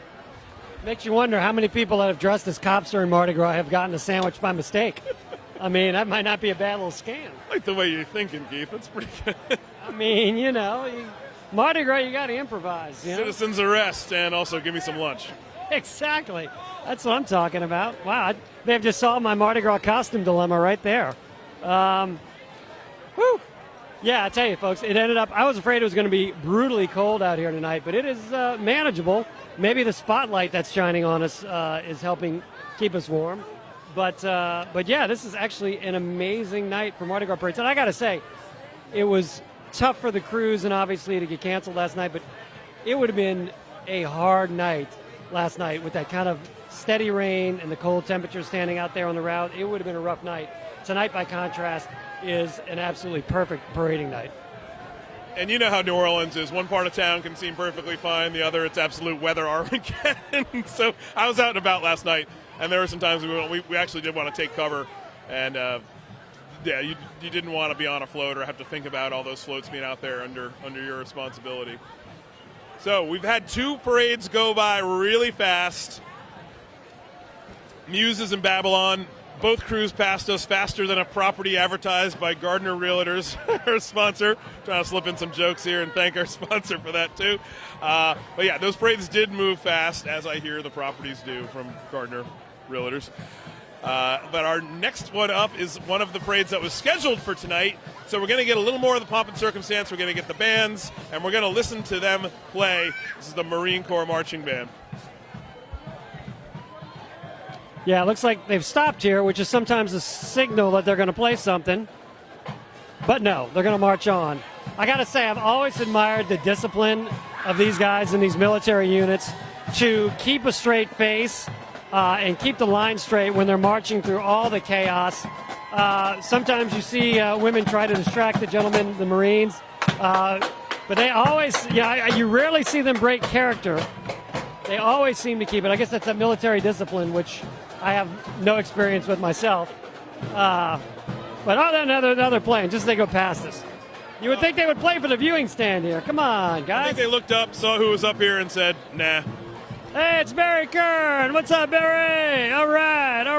It was one of the Kern mobiles from the Mardi Gras world, the float builders who are, making this all happen behind the scenes, but also sort of a de facto part of the parades themselves when they cruise by. This is the crew of Hermes rolling through. Hermes got the Hermes statue on this little float just came by, which people have taken as a bead receptacle. I don't remember when, beyond the King Kong and Bacchus, I don't remember when it became a tradition to have these target floats in the parades, but I got to say, by and large, the crews don't really like that idea. I know the Bacchus guys, especially now that they have a much more expensive animatronic King Kong, they really don't like it being pelted with beads, and the riders on those floats certainly don't like them being pelted with beads. So, if a float has riders on it, please don't throw beads. That one didn't, so I guess it's okay. Now we got... that was the Hermes mini float going by. We have the white unnamed horse with inverted boots that we saw going by with the riding lieutenants and Hermes captain on horseback. We have some flambeaux. We're lighting the way here or there. Kind of a weak flambeau representation there. Just a couple of guys. Usually you need a few more to have an effect, but they may have gotten separated from the flock there. Which you would think when you've got to light a torch, it's hard to lose your buddies. But, Here in the moment. That happens. See a guy with a flambeau cruising down Perdido or some side street. Yo, buddy. Yeah, all the things that ordinarily would cause alarm in the city. In the guise of Mardi Gras, not just acceptable, but expected, anticipated, look forward to. Yeah, here we have a whole chandelier of flambeaux headed our way. The drip, when they drip flames, always concerns me a little bit. These guys are basically carrying a propane tank on their backs, and you can see, sometimes, I don't know if the liquid, whatever it is, the propane or whatever, leaks out, and you see the dripping flame. But apparently no one's caught on fire, so. No, this is the real deal too, folks. This is not This is not special effects. These are not LEDs. This is you can smell the fuel burning as they pass by. You can see folks handing them money. It's in the custom of the street. People tip the flambeau. Always an odd one. When you're pitch and change with these guys and they stop to pick it up. But again, I remember that 40 years ago as a kid. So it's one of those strange things that is just a part of the Mardi Gras, and it's like, hey, you got to roll with it. Yeah, it's carnival time in New Orleans. Some different rules, that's for sure. Somebody did a story about the flambeau, how you basically anybody can show up to the staging area and sort of get a flambeau possibly and take a crack at it. So, I don't know. Maybe I'll give it a shot one year. What the hell? Good to have a backup plan. Absolutely. Kind of short-term employment. King Hermes, identity unknown, at least to us, with all of his pages. He's leading the crew on its 80th Carnival pageant in New Orleans. Sorry, I had to stoop for another meal. Worth the stoop. And following right behind the king, one of the great annual visits to New Orleans, the Talladega College Marching Band. They are filling the street, shoulder to shoulder, sidewalk to sidewalk. This is actually our first full marching band that we've seen out here. 2 parades earlier, of course, flying past without their bands because of the rescheduling. And of course, you can't reschedule all the bands for that too. That's not just a practical matter. That's just how it is. But the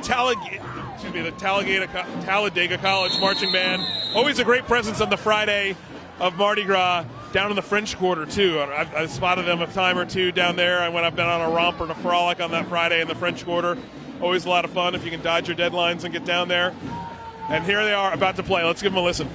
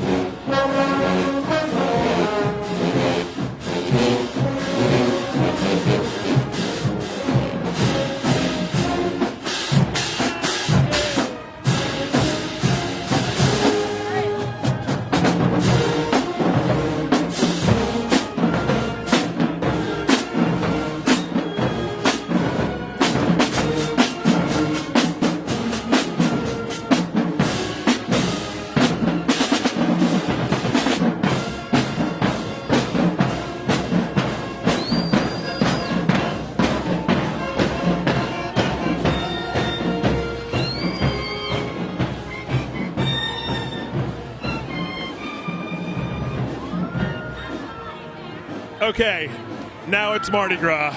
You feel that bass drum in your chest, man. You feel that drum line. You hear the brass, the Talladega College Marching Band playing nice and loud enough to drown out my lame attempt to sing along.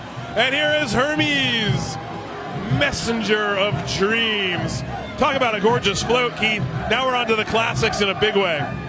Yeah, and they're known for their neon in some of these floats here, which is a great look. You don't see it in many other parades. And back to the band, though, the Marching Tornado Band. What a great version of a Michael Jackson song, you know? I mean, that's a sign of a good song, good bones, when it can translate to a full marching band arrangement like that. And they did a great job. Steve. This is one of the big ones. Speaking of bands, a band that's wearing the same color as you, a little purple. The St. Augustine High School Band. Purple unites us. Purple unites us. You know, I went to Brother Martin, so St. Aug is one of our big rivals. But their band is pretty darn good. Let's listen. Now, does St. Aug consider Brother Martin a rival? It's going to be a rivalry if it's only one way.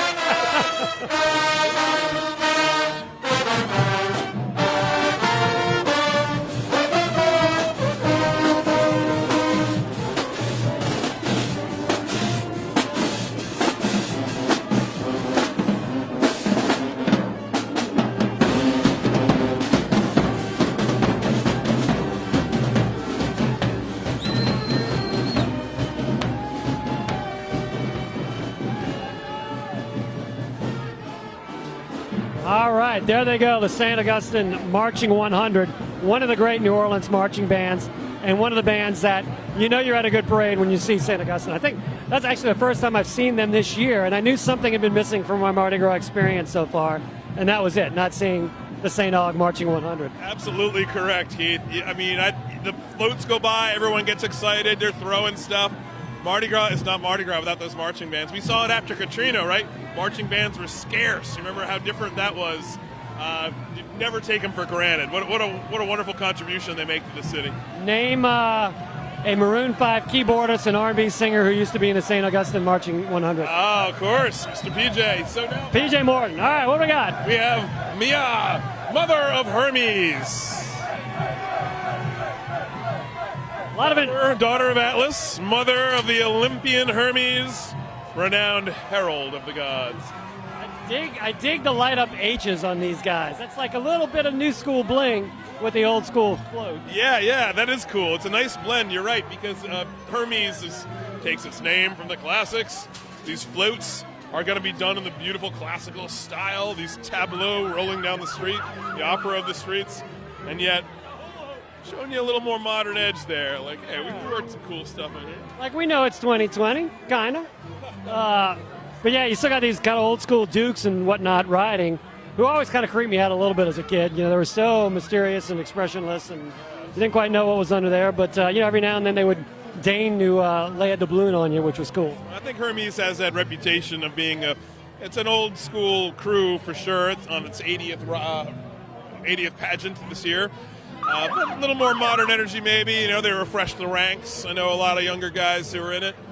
You know, they what we talked about earlier, it's that blend of tradition. The tradition has to be renewed. New people come in, new ideas come in.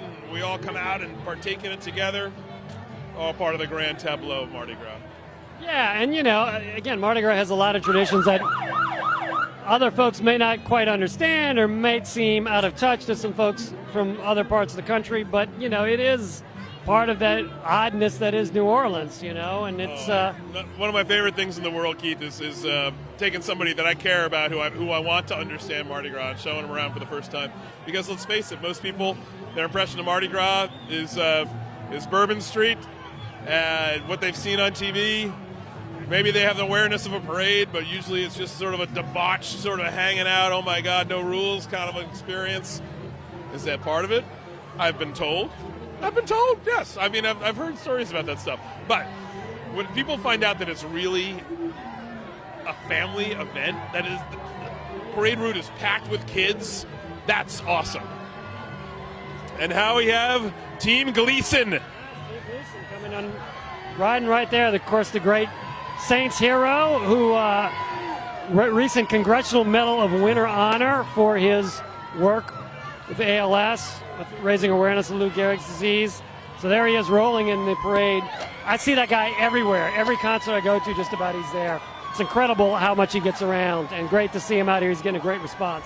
Throwing footballs from his crew members are, which is cool. Of course, Steve Gleason, beloved as a New Orleans Saint, but vastly more beloved and accomplished and treasured for what he's done after his football career came to that's what seemed to be a tragically short end. What he's accomplished in the years since playing is really in its own realm. It's hard to imagine another person who's done what he has done in his circumstances. And here he is, rolling down St. Charles Avenue in this magnificent parade with people cheering for him. They know him. He is a celebrity in this town because of his accomplishments for what he's done for others. Well, it's interesting, philosophical twist of fate. Had he not blocked that kick against the Atlantic Falcons in the Dome coming game, the first game after Katrina, would he have had the same notoriety? I mean, life is a game of inches. Had he not made that play, who knows how things would have turned out. But God always block the Falcons kick. Always make the play. All right, what do we got here? Another Hermes float, scooting by kind of fast. Ambassadors of the courts. They're ambassadors of the courts. All right, there we go. And then after this, the court jesters supreme of the Mardi Gras parade route, baby. 6'10" stompers. Ian, how come you've never become a 6'10" stomper? That seems like your jam. I think you could do that. They have not found the shorts big enough for my stature? Physique? Physical presence? No, that's not why. Let's face it, these are ordinary men with extraordinary moves. I'm an extraordinary man with ordinary moves. And they just dropped the banner. I've never seen that happen before. Must have known we were talking about him. Apparently so. All right, let's see what they got going on. I mean, the mustache thing would probably hamper my audition. I don't think I can really manage a decent mustache. I don't know, Keith. It's getting kind of hectic out here.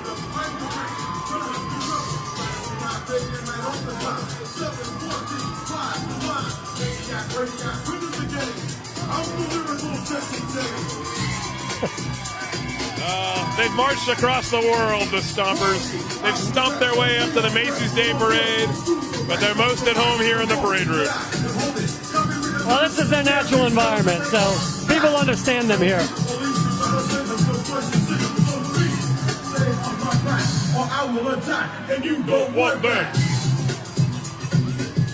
I always like the 6'10" Stompers second line. The guys behind the truck on break. There's always a pretty good crowd of them. Not stomping, just rolling. Yeah, these guys are good. You see them all across town. They're a part of the scenery. They're much a part of Carnival now as the floats practically. But just imagine taking that show on the road, going up to New York for the Macy's Day Parade. What's happening here? That's pretty good. I love that. And I love named for not 610 the highway, but the 610 section of the Superdome where they were known to stomp, hence the name. Okay, float 5. Keith, why don't you give this pronunciation a try? Thanks for that handoff. This is Argia Fontes. How about that? Argia Fontes. That's a guy with a lot of eyes. Yes. Classics were not kind to those of us with poor pronunciation skills. Sadly, I took Latin in high school, and look where it got me. I took lunch. Oh, that's a heck of a peacock on the backside. I don't know if we caught that, but beautiful rendering of a peacock on the back of that float. That's pretty impressive. Pretty float indeed. And here comes another one of the great marching bands of the parade route. Boy, we were band deprived for a little while under the circumstances, but they're back. We're getting them all now. Check out St. Paul's marching band. I hope they can play. Looks like they're maybe getting ready to. Some great dancing up front, always. Yeah, this is one of the bands from the North Shore, Cross Lake Pontchartrain here, one of the suburbs of New Orleans. One of the private schools. Up.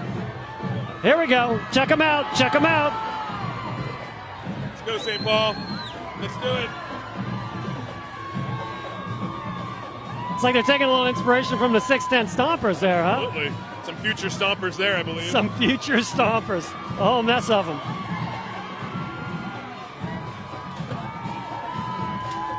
Those are some fairly extraordinary moves, I gotta say. Look at St. Paul's kicking it.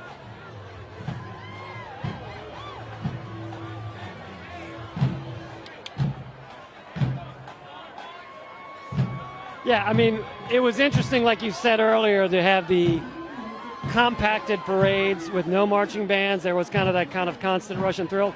But I do like the marching bands. I mean, it feels like a Mardi Gras parade. You know, the other thing was a float showcase.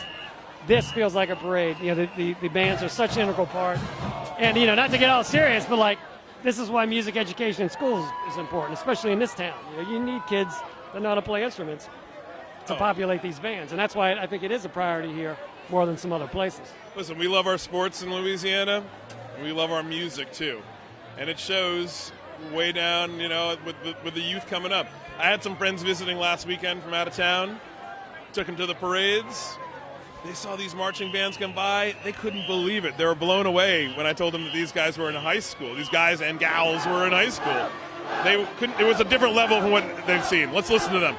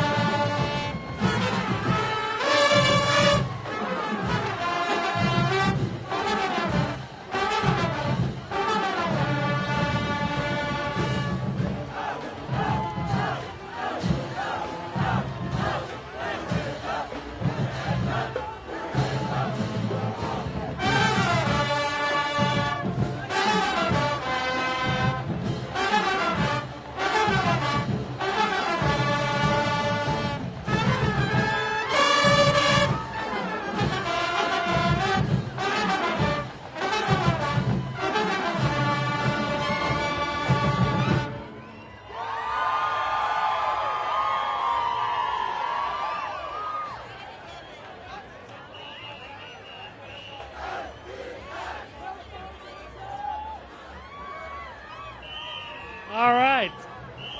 That looks like a fun band to be in. You know, that's kind of cool, the moves. A lot of spirit. You can tell, right? I mean, it's like a team, right? You have the skills. Can you come together? Can you bring the enthusiasm? Can you bring the spirit? Can you bring that X factor? Bands have that too. You know it when you see it. You know it when you hear it. We just saw and heard it from St. Paul's Marching Band. Always a pleasure to see this particular band on the route. We saw St. Aug right before them. We saw Talladega College Marching Band. It's making up for the lost bands, that's for sure. There's a lot of passion on the route tonight. And I got to say, the stereotype of the band dork did not originate in New Orleans. Because in New Orleans, the bands are cool, and I think everybody knows it. The quarterback in your school is pretty cool, but the guy who really wails on trombone or sousaphone, clarinet, trombone, come on. These are the guys they name bands after later on. That's pretty cool. I mean, that's better than the grind on the axe in a lot of places. I mean, to be the drum major, I mean, that's, you know, that's some prestige there. That's the quarterback of the band. That's the Friday Night Lights series waiting to happen. Exactly. Exactly. I think we can pronounce this one. Abode? No, just kidding. Abode of Hermes. Hey. Not Hermes, folks. Not Hermes. Not Hermes. No. Like the folks down here on the side of the stands are getting up cheers for each of the floats now, which is kind of cool. I think the Hermes guys dig it. Hey! I don't know if that guy was throwing to us, but it was a terrible toss if he was. A cup came nowhere near us. More flambeau in the middle, lighting the way. And you see, I mean, this is not just for, it is, back in the day, this had a very good function, you know, lighting the streets back in the day. Now, it just adds that extra touch of drama to the proceedings out here. Well, again, it's a little old school, a little touch of the old parades. The old Mardi Gras still here. Float 7, the Great Mogul, not named for the owner of our publication, John George's, but for someone from ancient times. Not just from ancient Greece either. In 1,000 years, will John George's have a parade named after him? Or maybe 5 years, who knows? He might buy himself one. What the heck? Guess who's going to commentate on it? Me and you. All right. Who we got here?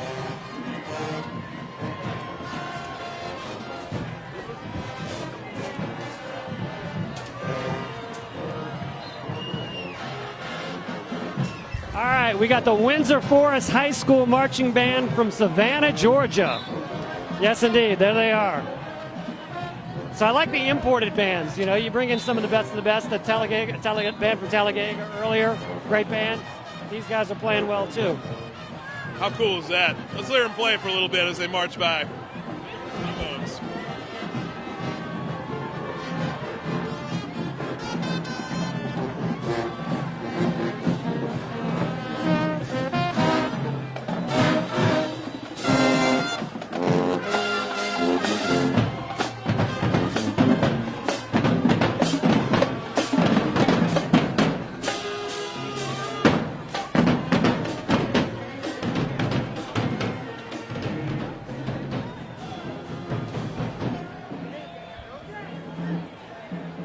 Windsor Forest High School Band, as you said, coming in from Georgia. How cool is that to travel to Louisiana, to New Orleans, and to take part in this? That's got to be one of those memorable experiences of your life as a high school kid. I mean, this is not just a senior trip to Busch Gardens or something, you know? I mean, this is serious business.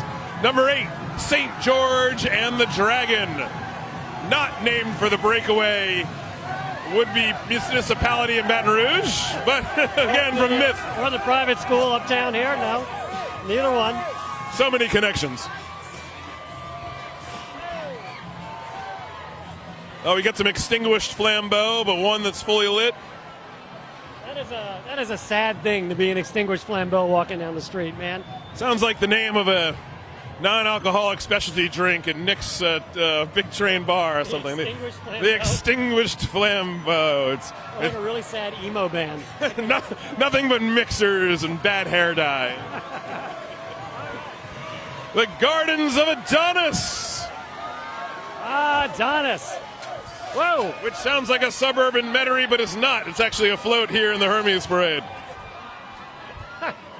They actually kind of pitched some stuff our way. Oh, and again, the tinkle of doubloons. I hear it. Sure. Victor was just asking if we needed more beverages here on the platform. Yes, that would be great. And a beat 'em. Or if you have a Gardner Realtors specialty beer, that'd be great as well. Yes, well, while we take a slight pause here, thank our sponsor, Gardner Realtors. You saw those first few parades move. You want to see your property move that fast? Call Gardner's Realtors. I'm sure they can get it done. They've been around since 1943, after all. Seen a few changes in the real estate market. But we've seen some pretty good parading tonight, Keith, so far. We have a little bit of a lull here, which is fine. For all we've seen so far, we've already seen 2 and, let's say, 1/5 of a parade cruise past us. Highlights so far, what have you been loving? Well, again, I like the infusion of marching bands. Finally, that makes it feel a little bit more like Mardi Gras. You feel it, don't you? You feel it. I like the sirens float in Muses. I thought that was very striking. I like some of their themes. Very clever, very clever. Like, you know, they're equal opportunity, very timely, not too mean-spirited. It was a good balance, I thought. Fine line, isn't it? It is a fine line between just topical laugh out loud and like, hey, wait a minute now, I don't know about that. That's cool. And I think Coup d'etat will come very close to that line. Perhaps jump over it once or twice later on tonight. We'll see. Well, very subjective, of course, but it is known to be one of the most satirical parades of Mardi Gras. Muses, no slouches themselves. They always take a pretty serious wit to those floats, and I love the way that it was all tied together this year. From beginning to end. Like I said earlier, I love seeing the bathtub and the duckies and all of that, their signature floats, the sirens, as you mentioned at the end. But boy, seeing their predictions for the future play out. I liked how clear the messages were, too. You could catch the meaning of those floats in a 5-second glance, right? You didn't have to decode them too long. You didn't feel like you missed a lot if you looked up for a second to catch some beads. Well, and this year, you only had about 5 seconds. As fast as these floats have been moving, and Muses especially, you had about 5 seconds. Flying, just like the properties off the MLS list when you call Gardner Realtors our sponsor tonight here. Yeah, that's indeed. Hey, they told us to promote them. We're selling it out pretty hard here over here. Holy Cross High School Band is our next performance. It's like all of my high school rivals are marching by. They're taunting me today, Ian. They're taunting me. Oh, they run deep, right? You've done and seen so much in your life, Keith Spira, and yet it all comes back to high school. Yeah, let the varsity jackets come rolling by you from our rival high school, and you're ready to roll up the sleeves, aren't you? Were you Brother Martin in one of these darn parades tonight? Come on. Were you a brawler in high school, Keith? So meet me outside the drive-in. It's gonna be like the outsiders over here. Glasses and 120 pounds doesn't really make you a good brawler, I can tell you. Keep swinging, my friend. Keep swinging. Yeah, Holy Cross Tiger Band. Hometown band here. Smaller formation than some we've seen. Let's see what they can put out there for us. Looks like they're about to start up. They got the cheerleaders out front. Got a lot of parent volunteers out here, keeping everybody in order. Well, they're not really keeping the band in order right now. The band is kind of clumped up, a little bit like a parade watching crowd as opposed to a actual marching band in the parade. But we are one of the great spots, though, for marching bands on the whole parade route. Of course, right under the overpass a few blocks away, also one of the great sonic moments of Mardi Gras when those bands cut loose there and get the reverb going from underneath the overpass. Under the overpass. But this is no bad spot either. The stands line the streets, creates a tunnel. The bands feel that. They know they got something special to work with in their environment. It looks like the band is on a break, so that means we can keep talking about great things that we've seen. Talked a good bit about Muses. Babylon, another of the parades that was ready to go yesterday, Thursday, to roll it out, and got called back at the last minute. Again, impressive to organize, to come back in, and to do it all over again. I mean, think about everything that goes into these parades. These guys are on the cusp. They were in costume. They did all their preparations for the day. They were ready. And then to do it all over again. But they pulled it off. Beautiful floats, a lot of enthusiasm. They didn't have the bands to back them up, so well, that had to come from them. But here we go. Holy Cross is playing. Let's listen to them. That's a little Mardi Gras music, too, I hear. A little Mardi Gras music.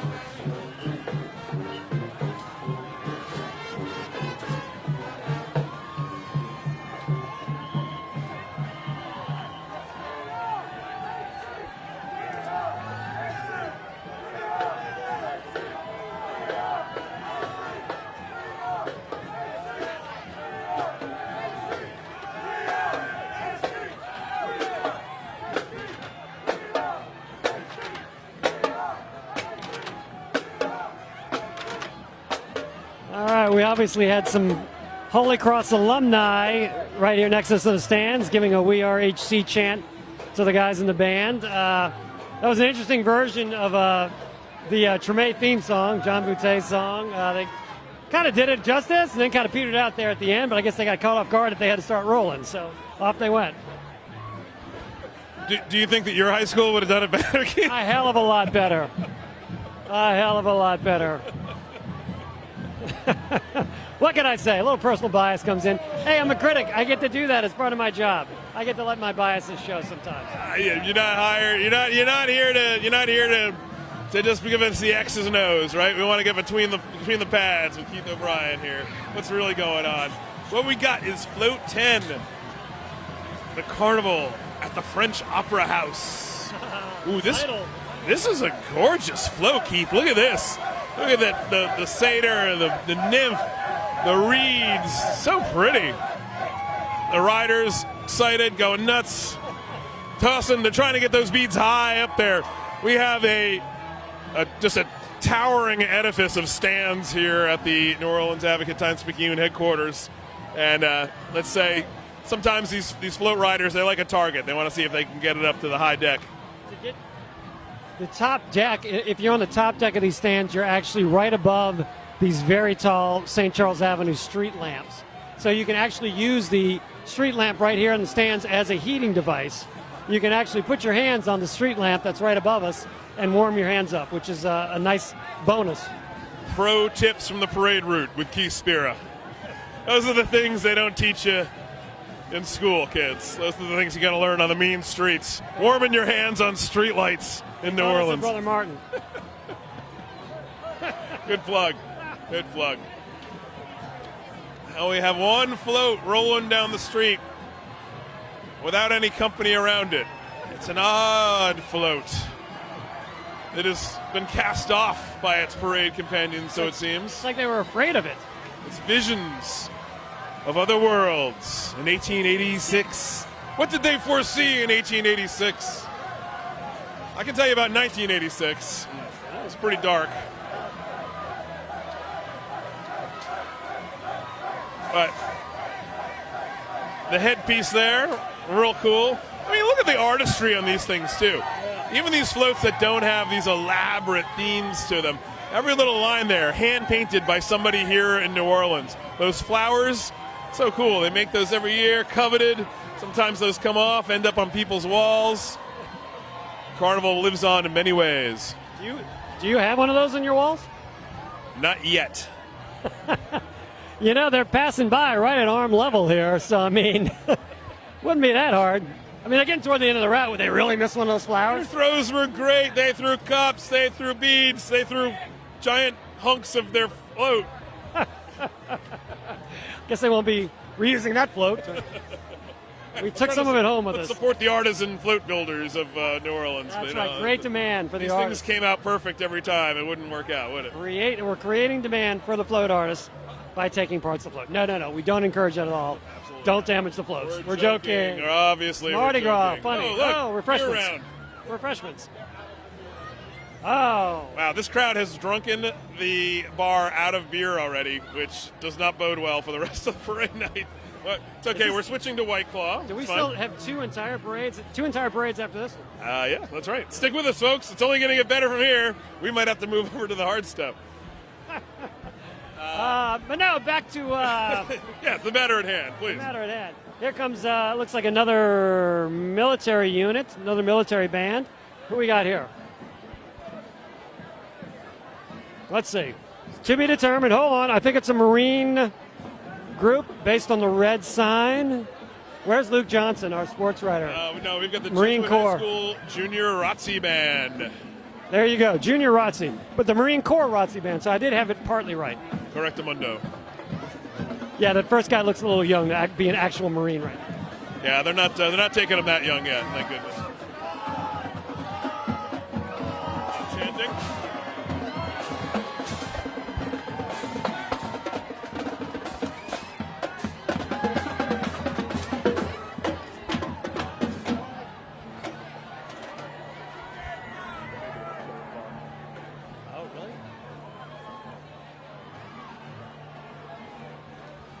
All right. Can you hear it in the backdrop? That drum beat that signals they're going to play something. We missed it. They've moved on. That is one of my favorite songs of Mardi Gras, though. Just the drum beat. As they walk by. The one you usually hear, right? The marching band never gets a break. The drum line never gets a break in the marching band. Those guys earn their money, which is none. But absolutely none, yes. They definitely earn it. But, they could get attention, could move up in the world. Stanton Moore was a member of the Brother Martin Drum Corps back in the day. Yes. This broadcast brought to you by Gardner Realtors and evidently the Brother Martin Admissions Board. Float 12, Myths of the New World. And another float. Look at the detail. Whoa, on these flowers. We just got pelted right in the microphone there. double-headed serpent with an apron of snakes rises from the front of the float. I gotta say, I'm a little disappointed. I haven't gotten a shoe from Hermes yet. No shoes from Hermes. What's the matter with these guys? Well, you know they're wearing them. Exactly. Each rider has at least two. Come on, give it up. Okay, here we are at the Hindu heavens, the blue god Krishna, depicted in the setting of magnificent Indian architecture and motifs. Interesting, they spelled Hindu with two O's. I've never seen that. What does that mean? Does it usually have a U at the end? Well, spelling is very subjective. At least it better be. Remember that if you see any typos in my stories. Thank God for spell check, eh? It's let me down a few times, I'm here to say. All right. So how many floats does this parade have? Well, let's see. We're on 13, and we go all the way to 32. 32? I don't remember Hermes being this big. Hermes has always been a big parade, Keith. What you don't remember is Muses in Babylon preceding it. Ah. Perhaps that's what it is. Right. So stick with us, folks. It's one for the ages out here on St. Charles Avenue. A 5-header. There's probably a Latin word for that I don't know. Quin something or Quin penta something? Quin Davis tuplet something or other. Sure, right. I'm streaking over into your beat now. Float 14, last of the Incas, 1890. What's the date? What does the year mean? I believe that indicates a year on the calendar in which something happened, Keith. Because I think the Incas had kind of faded out well before 1890. They're making a comeback. Now, Keith, you had a story in the paper recently about a new Mardi Gras organization, a new carnival organization, Carnival. Yes. I was fascinated to read the backstory on that. I saw them parade in the crew of Ferret, but I didn't go to the ball. I didn't go to the parties. You went to those. Tell us a little bit more about that. What makes that, if people saw that last weekend, what makes that different from the average dance troupe or the normal accoutrements of Mardi Gras that they see? Well, it's a whole new organization that has an interesting origin story. It was started by Win Butler and Regine Chassain, who are front Arcade Fire, the Indian rock band. They moved here to New Orleans a few years ago, wanted to get involved in Carnival, so they formed this organization with Ben Jaffe from Preservation Hall.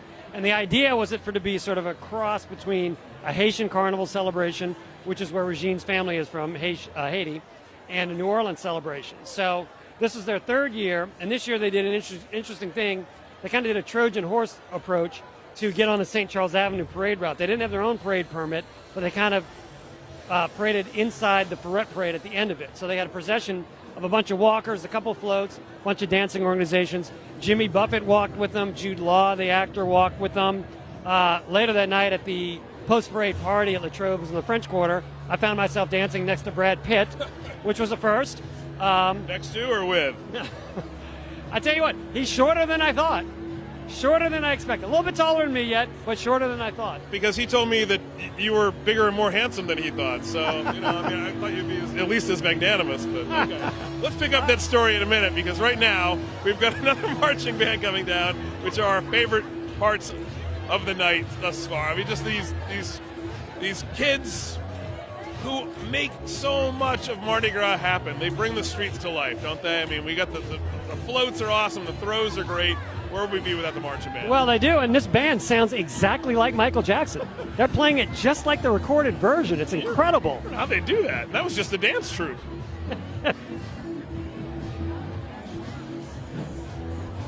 I want to hear more about the crew of Carnival, because I am fascinated by that new addition to Carnival. But right now, let's check out our band rolling through. This is the Abramson Science Academy Band.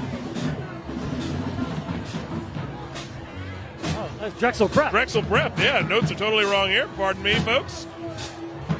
Trying to correct myself before you can correct me. With the Drexel Prep High School Band. Apparently, we actually have to look at the parade every now and then. Happy to have them, too. That's cool. I love seeing the neon out there, dressing it out.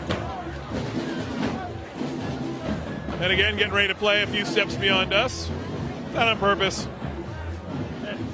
They're probably nervous. They know the music writers up here in the stands. Exactly. I have my notebook out and the pen. Yeah, they don't. Like, let's start at the next daiquiri stand, okay? After the PJ/daiquiri stand, then we're gonna light into our hottest song. We don't want that guy up there taking notes on us.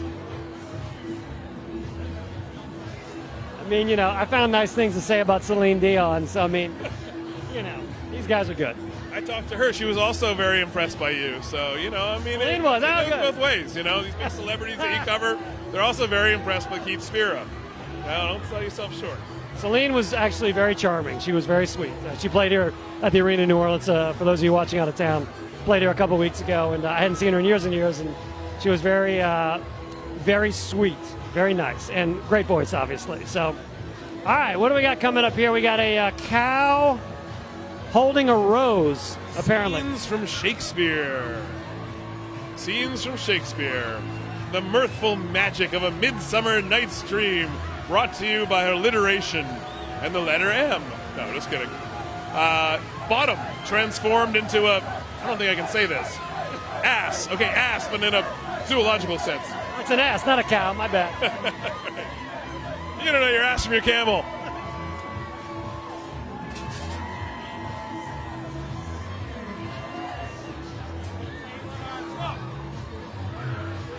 All right. It's like another little lull here. So, Carnival, this new crew, when I saw them parade down the street, I thought it sounded like they fit in, right? I mean, it sounded like a tune, a vibe, a feel that kind of matched some of the things that we do here in New Orleans already. They're obviously mining some cross-cultural connections. Yeah, it was a little bit different. It was obviously different than the Ferret Parade itself, but they attacked it on the end. So it felt like, a little bit of Haitian Carnival. It was something different, but yet, a street spectacle is something that we can certainly identify with here in New Orleans. And, I've heard some people complain, these folks aren't from here, Regine and Wynn, they're not from here. This is just a bunch of celebrities coming in and having their float. But that's not entirely true, because it's the Preservation Hall guys are intimately involved with that parade. A lot of local folks are in it. And, it's something different, but it's also something cool. And, it's sort of neat that Brad Pitt thought it was worth flying in for to go hang out at the party. And apparently he was actually supposed to walk in the procession, but his flight was late getting here, so he couldn't walk. But that'd have been a thing to see Brad Pitt walking down the middle of St. Charles Avenue last Saturday afternoon. Brad Pitt can dance, baby. Can he dance? Yes, he can. Okay. Man's got moves. What can I say? Now we have the Abramson Science Academy Band, and we are glad to have them. Yet again, the contributions of these marching bands.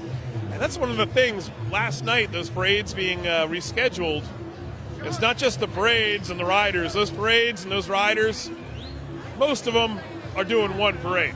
These marching bands are doing a lot of parades. You're going to see St. Aug in a lot of parades. You're going to see St. Paul's in a lot of parades. You're going to see a lot of these bands, a lot of parades here before Tuesday is out.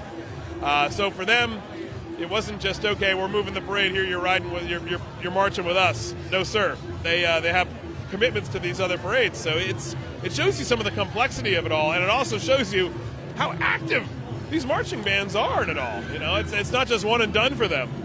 They're the soundtrack for a lot of what happens here at Mardi Gras. No, and I mean, to walk this route one time, it is not a short walk. To walk it, multiple times over the course of a weekend, I mean, God bless youth, man. I mean, of course, the parent chaperones, I feel for them. If their knees feel like mine after walking the parade route, it's like, that's rough. Sure, they're utterly proud to be part of it. And here we go, the Abramson Sci Academy Band about to do what they do. Come on, guys.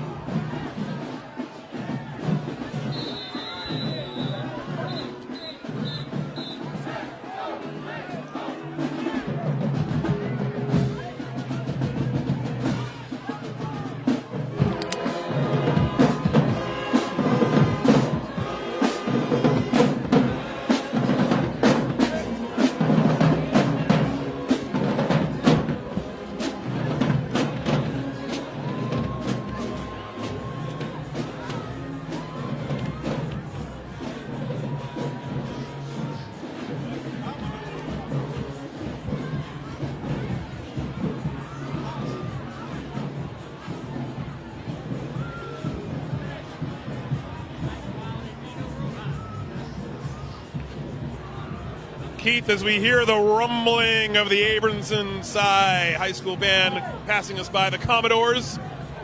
We have a whole lineup of floats approaching, starting float 16, Orlando Furioso, which was not the female lead from the latest Road Warrior movie, but is the monstrous orc from the Italian epic poem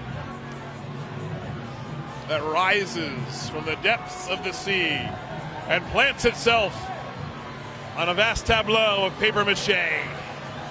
The roll past us in throw beads. Another from Hermes, another gorgeous one. Oh my goodness, that is so pretty.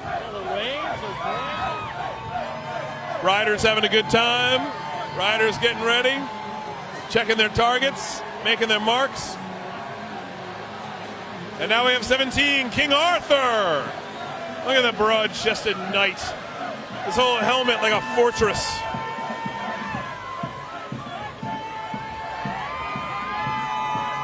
The masked riders of Hermes up for their 80th pageant. All right, what do we got now?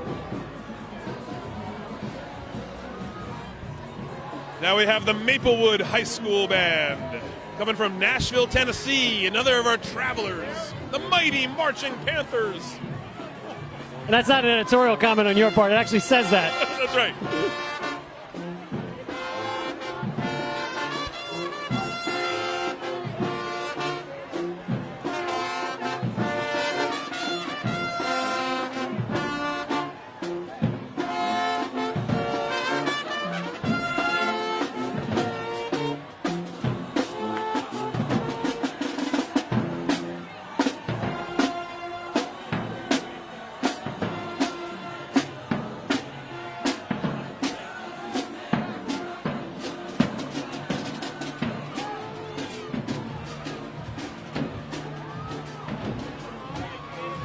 That was a little bit slower tempo than I'm used to hearing that song. So that's maybe a Nashville version of the Rebirth Brass Band's Do What You Wanna there. Yeah, it's called Do What You Wanna, and they sure did. It sure did at a different tempo. Look at this, the classic silent movie scene with the spaceship in the eye of the moon. Oh, it's awesome. You've seen this. You've seen this 100 times on TV or online. The Journey to the Moon motif. A rocket ship crashed into the eye of the moon. Another pretty one. That's a really cool prop. That looked great. So they're going through these artistic works year by year. That one from 1901. The guy in the stands above me just missed a very heavy pair of beads, which landed on my shoulder. I thought part of the street lamp had come down. We'll get through this together, Keith. Now here comes a very important part of the parade, the backup. The extra tractor. Yeah, this is your bench, okay? If you're in charge of a Mardi Gras parade, this is your bench. This is the guys you're like, oh my God, my main running back tractor just went down. Send them to the front, send 82 up, we need them. They're talking with walkie-talkies, they're communicating in the cars. Now that would not be an easy thing though, to squeeze a tractor down this barricaded St. Charles Avenue past the other floats to get to whatever one is broken down. That would be tricky. Beats a day plowing soybeans, though, huh? I mean, you got to think anything that you're involved with at Mardi Gras, got to be pretty good. You know, it's work. This is a job. I don't see a lot of frowns on the faces of the tractor drivers. You know, I think they're having a pretty good time. Yeah, there's a lot riding on them, but they're looking around and seeing people that are part of the show, having a good time. Okay, that guy's frowning. Yeah, he looks pretty I was going to go with expressionless, but yeah. Yeah, he doesn't really look like he's having a great time. Resting smile, okay? I know that guy very well. Oh! What do we got here? That guy was throwing something at us. Oh, look, it's like a flaming, it's like a Hermes shoe. I bet it lights up maybe. It's squishy. It's like a squaw. There it goes. Yep, it's a light up Hermes winged shoe. There you go. Hey, you've taken off your big beads, I just noticed. They were too much for me, Keith. Now we have the Sophie B. Wright Charter School Marching Band. Another one of our great local bands. We've seen a couple of our visiting bands that we're always happy to have and happy to see. But there's something different when it's a local marching band coming through, Keith. You know what I'm saying. It's that New Orleans thing. We can already hear it. Let's listen to them.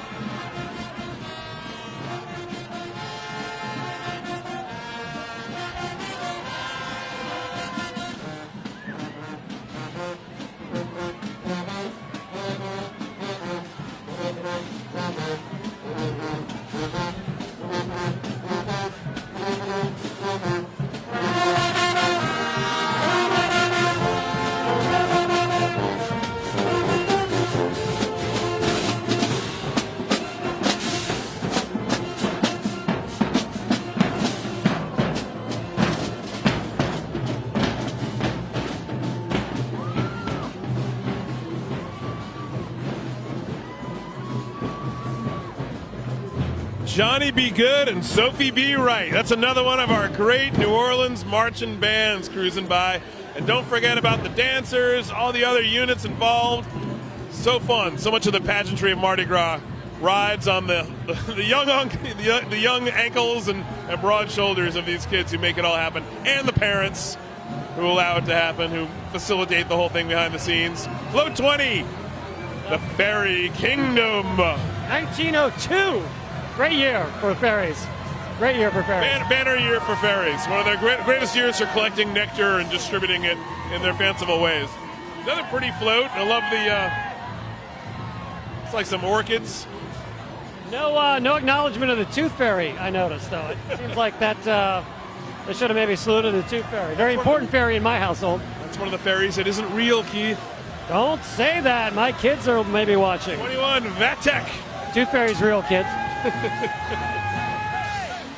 right, we got what was this? What was the creed? Was that a griffin on front? What was that? It's a Vatek, a decadent creature from William Beckford's novel.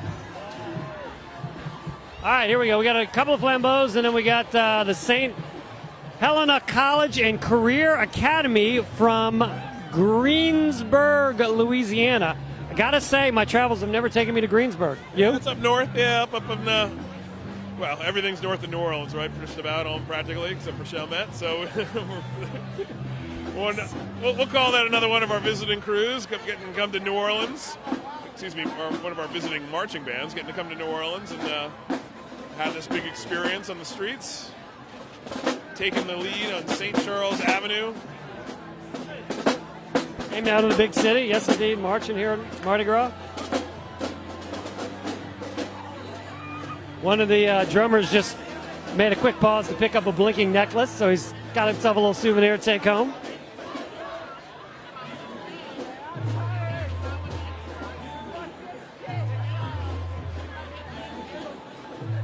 All right, we got another float. Kind of took a wide turn there. Looks like he's kind of straightening out a little bit. Got to wonder if the streetcar tracks down St. Charles Avenue cause problems for these tires anytime. Yeah, if you've ever ridden your bicycle across streetcar tracks, you know how it goes. You never want to take them parallel, always perpendicular. Always perpendicular.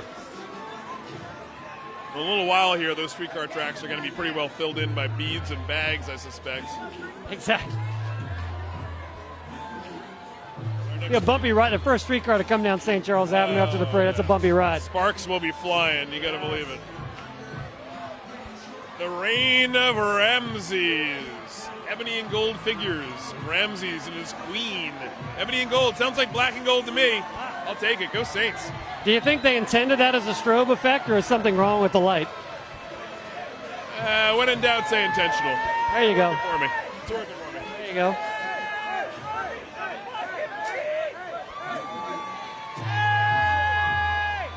All right. And I initially thought the blinking H's were just for like the officers up front, but apparently that's for every float, which I like a lot. I like the blinking H's on the riders. Yeah, it adds a little bit of animatronics to the whole thing, right? I mean, not only is it lit up, but it's moving around with the riders. If you've ever been on one of these floats too, you're in constant motion. You know, you're doing a little dance up there. You're so excited. Everyone on these floats is excited. That's the thing. That's what they're transmitting to everyone in the stands here, everyone on the streets, which is what I love about Mardi Gras. It's a shared excitement of it all. Well, and it's the riders saying, "Hey, look at us! Not just our float. Look at us. We're beautiful too." That's right. Have you ever seen one of these? You've seen these floats denuded of their riders, right? You've seen them rolling down the streets. You've seen them in warehouses or being transported. Yeah, they're pretty and all that. You see them with the riders on them. They are alive, right? These things are moving around. The riders kind of blend in with the float, become these like moving objects on it. Watch them when they come by. Picture this thing with nobody on it.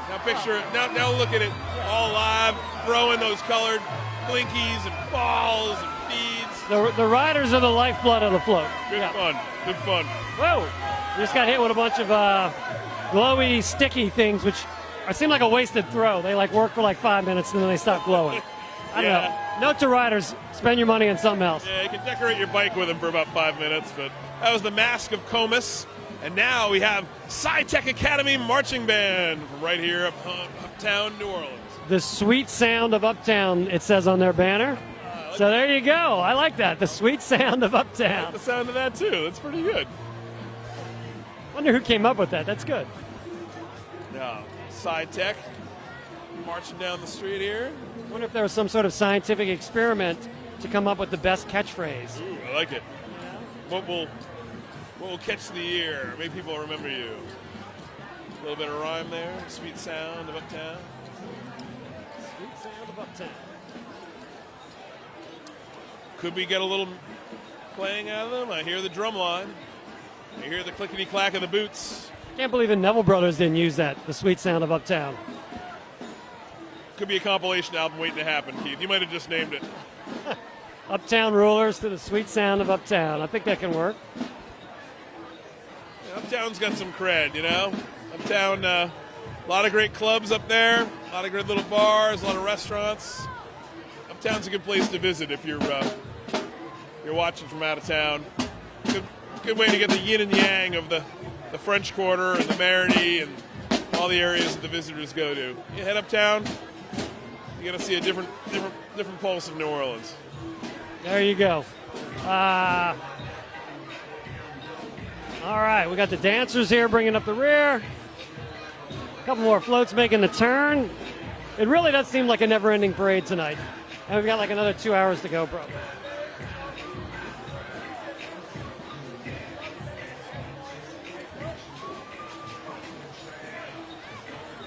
Keith, this time with you watching parades and marching bands is a gift. I don't want any minute to pass by any faster than it has to. I'm a little concerned that we're down to Miller Lite, however. Brad Pitt didn't say anything like that to me at the Carnival parade. Well, Brad Pitt has looks, and I'm me. Brad Pitt doesn't have to say nothing. He did Thelma and Louise, and that was it. It was good after that. Minted. He got paid $8,000 for that, or $6,000 for that role, I think. Priceless. Okay, number 24, Queen of the Serpents. Yeah. It's a festive-looking group up here. Breaking out the big guns for downtown. Coming fast and furious here. What do we got now? What is this one? Astrology. 1910. Signs and symbols of the zodiac. Rather distressed-looking prop on the front of that float. No kidding. That's a caption contest waiting to happen. Any exclamations like that you hear is me dodging a projectile of some sort. So, all right, we got more music. Again, another band, as there should be. A band between every float. Or after every float. We got the Marching Hornets here, huh? Yeah, I believe this is the South Atlanta High School band. It is. Again, another band that matches your jacket. Coincidence? I don't think so. They actually kind of have the old New Orleans Hornets colors. Kind of fades from the blue into the purple. I thought it was two separate fabrics, but it looks like it's like a fading situation, which is kind of Fades, much like the Hornets. much like the Hornets. Okay, well, we didn't get to hear them, but we're glad they're here. Absolutely glad those guys made it down here, those guys and gals, that band. South Atlanta High School Marching Band. Float 26, Birth of the Pearl. Ooh, more oyster themes. A lovely little merchild, it says, sits beneath a magnificent scallop surrounded by coral and pearls. Yeah, merchild. You know, you get your mermaids, your mermen. They get together, they love each other very much. You get merchild. Yeah, where do you think they come from? They're holding the foil, as we say down here. So these were all themes of the old school parades back in the day, right? Yeah, let's go with that. Well, no, look. We're looking at. Oh, hold on. Oh, the mic is being passed. I thought I thought I was being summoned to the float, but it was Ian who was catching. Oh, he just missed a basketball. He caught it up. He caught some beads. He apparently knew the whole float. Nice catch, Ian. He's got one glowing basketball between his knees, and he's holding the other one and a drink. Very impressive there, Ian. You missed one or two, but you got two. Really a shame the camera couldn't capture that. Just so everyone knows, I totally did a Beckham-like one-handed catch on a glowing basketball that was flying at me with amazing velocity from an extremely generous and powerful thrower. I was doing a play-by-play there as you were in action. I did note that you badly missed one of the balls. I was going for a bigger prize, my friend. I was prioritizing. That was a triage of treasure. You can't catch everything. Float going by us right now is kind of low slung. Like these guys are like at ground level compared to everybody else that's been right up next to us. All right, right now we got the Cog Hill Cougars coming by. The Cog Hill Cougars.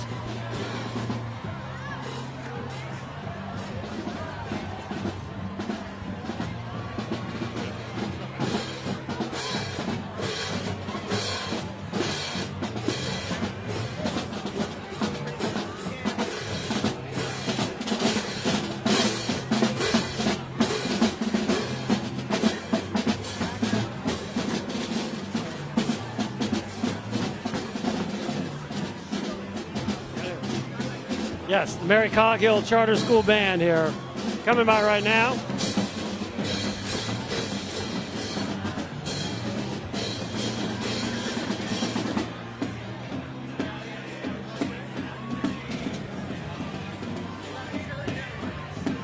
So now, Ian, did you know, you obviously knew those fellows on that last float? No, that happens to me a lot. Just Mardi Gras or not, people just stop me and want to throw glowing basketballs to me. I probably did know that person. You seemed to know who I was. You didn't? You really didn't know who that was? Well, they're wearing masks. I realize that, but you can still see and hear the voice. No, you cannot. The tooth fairy is real, and no, you can never tell who's wearing a costume. Ian, why don't you show the folks your balls there that you got? There they are. Look at that, folks. He almost went over the side to grab these balls. How about that? They call that aggressive rebounding. You were in the paint. That's right. Our talk about the Hornets just before kind of psyched me up for it. I was ready for it. I palmed it. This is a full-size basketball, just to give you an idea of the scale of what we're dealing with here. You know, that's pretty impressive that Hermes has stepped up to basketball throws, huh? I mean, we didn't have that back in the day. Well, these are throws that we are going to use. I mean, these are fun things that are going to be the center of attention for a bunch of kids tomorrow when we're partying in the streets for Endymion back at our house. So it's cool to get, functional throws, right? I love the beads, too. Beads are fun. It's good to catch them. But part of our conversation tonight has been, let's get some fun stuff, too. I have a lifetime supply of Nerf footballs at my house from Mardi Gras parades, and we do use them. All the kids use them. Yeah, those are great. Those are the ones for parade riders. I happen to know when they look out of the crowd, they're looking for kids who really want that football, right? Or in this case, the basketball. That rider, who I do not think I know at all, I don't think I have any connection to that person whatsoever. He just saw the kid in me, and he decided, you deserve glowing, light-up basketballs. So I'm the mature one between the two of us, then. That's terrifying, but probably very accurate. In New Year's Eve terms, you're Ryan Seacrest, then, and I'm who co-hosts with Ryan Seacrest.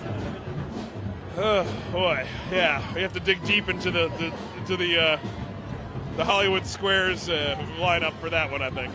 Speaking of a square, just real quick, that is the toast that I got from Doug McCash in the Rolling Elvi. He made an Elvis sandwich-themed throw with bread, bacon, peanuts, and bananas based on Elvis's sandwich of choice. So there you go. So one of the specialty throws that came our way tonight. All right, back to the parade here. We got float number something coming up here. I believe we're on 29, Cathay. Incredible scenes from ancient China. And it says Comus 1912. So apparently if you were around for the Comus parade in 1912, you saw something like this. They're bringing it. They're bringing the history to life for us here. It does give you a sense of the history of Carnival. I mean, back more than a century ago, floats are rolling out with different themes, doing a lot of the stuff that we like to celebrate today, in their own way, of course. The Insect World, number 30. How many insects can you identify on that? I don't know. Is that a tick up front? What the heck is it? That is a terrifying mosquito. Oh, and this is Romantic Legends, 1917. Romantic Legends. What legend is that? The figure prone on the front of that float. That's the ending of Romeo and Juliet. Ah, so that is the deceased Juliet. She drank the poison. Now we have the Candy Girls. Gotta admit, I haven't seen this particular troupe before, have you? I was about to say, but yet another group that's matching your jacket. Purple is the color, but no, this is a new one to me with all the many female marching groups. This is, yeah. Maybe they're making their debut this year. I'm not sure. Bearded Oyster's been around for a while. Camel Toe Lady Steppers have been around for a while. Organ Grinders have been around for a while. But these guys, yeah, new group. Yes, the ranks are constantly being refreshed. New troops, new groups of friends coming together to make their contribution to Mardi Gras. They say, I want to be part of it. Now here we have our final float for Hermes, but not of the night. No, not by a long shot. Oh, wait, we got a special guest. It's Doug McCash, the dancing Elvi, or the rolling Elvi himself, making up here in time for the last final float of Hermes, such stuff as dreams are made of. Of course, in the Shakespeare quote.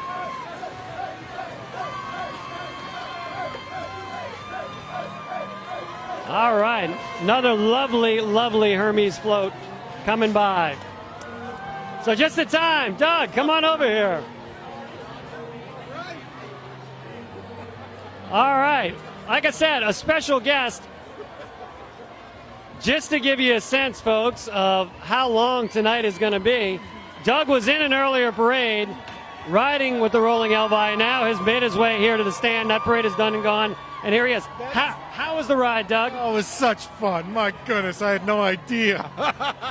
It was fabulous. I was a guest, and they provided me with a beautiful little pink scooter and just enough instruction to get away from the curb, and it was a laugh. It was so good. So you kept the scooter upright the whole ride? The whole ride, believe it or not, it never quit on me. Thank you. Thank you, little scooter. Oh, it was such fun. I mean, my goodness, you're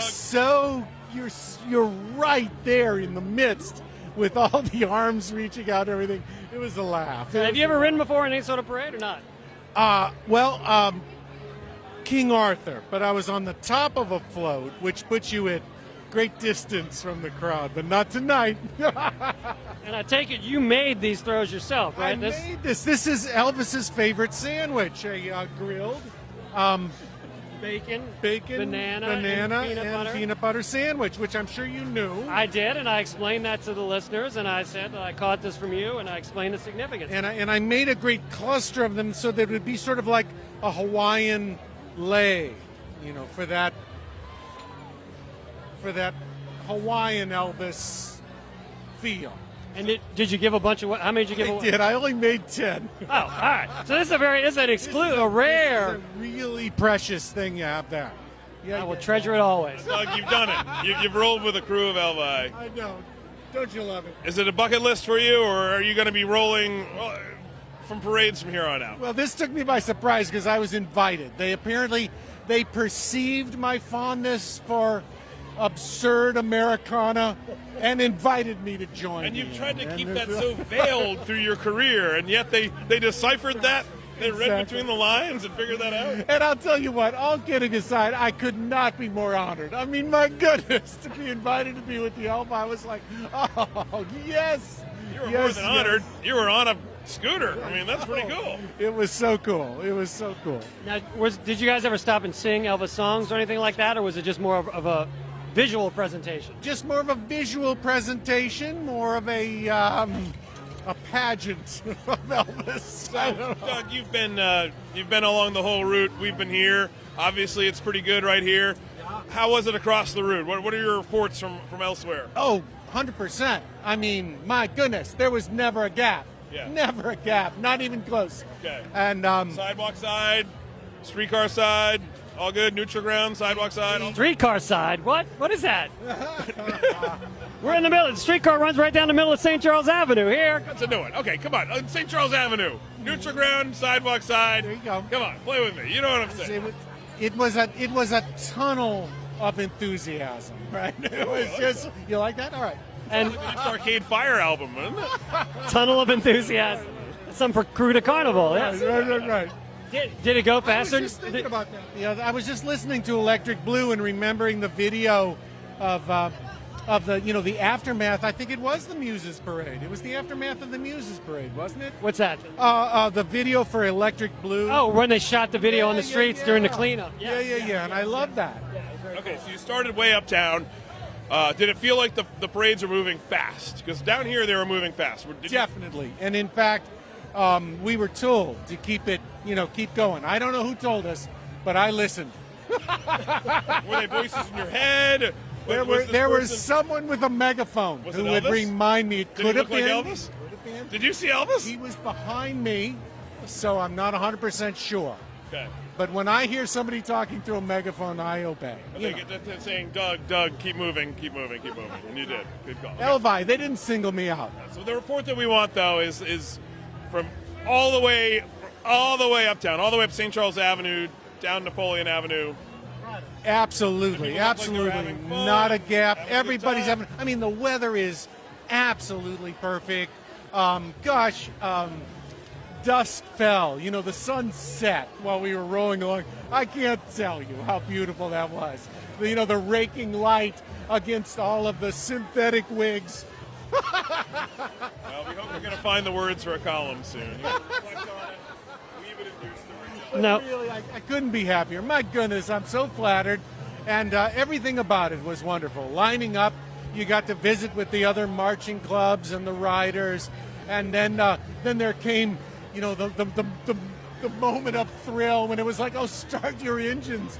And I kept my fingers crossed and it started. Now, Muses was not a parade that was supposed to roll tonight. It was supposed to roll last night. So were you on deck to roll last night? Yes, indeed. And all things considered, I'm glad. Because I was figuring out how to put on, like a muddy jazz fest. You want to put newspaper bags over your socks before you put your tennis shoes on so that you're not soaked to the skin. I was making those preparations when I heard that we weren't rolling, and I was okay with that. Yeah, we were talking about that earlier. All things considered, I mean, it's an inconvenience. You lost all the marching bands and muses, but this is 100%, 1,000% better night to be out on the streets than last night. Selfishly, because I was gonna do it no matter what.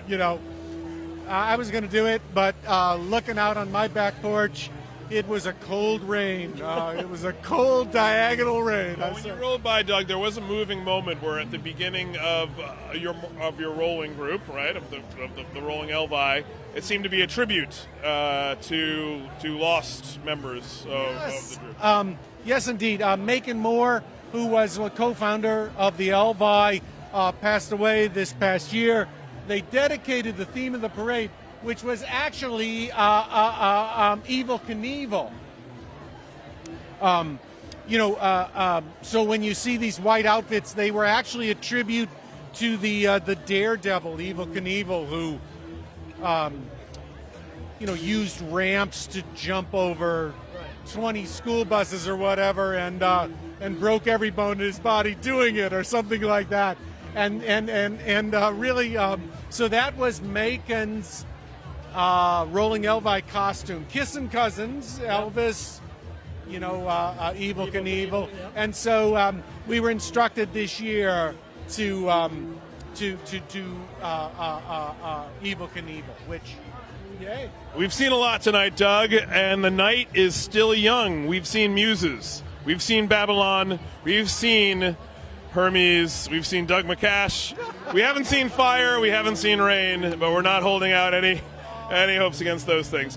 Gardner Realty Gardner Realtors have sponsored this broadcast thus far on our parade cam. We're going to take a brief pause for the parades to catch up, and then we're going to be right back for the next act of our show. Stand by, folks. We have the most satirical parade of the night, possibly Mardi Gras coup d'etat coming up, and Morpheus. A lot more to come. Ian McNulty here with Keith Spira and Doug McCash, our special guest. It's been a lot of fun so far. We'll be back for the next few parades. Thanks.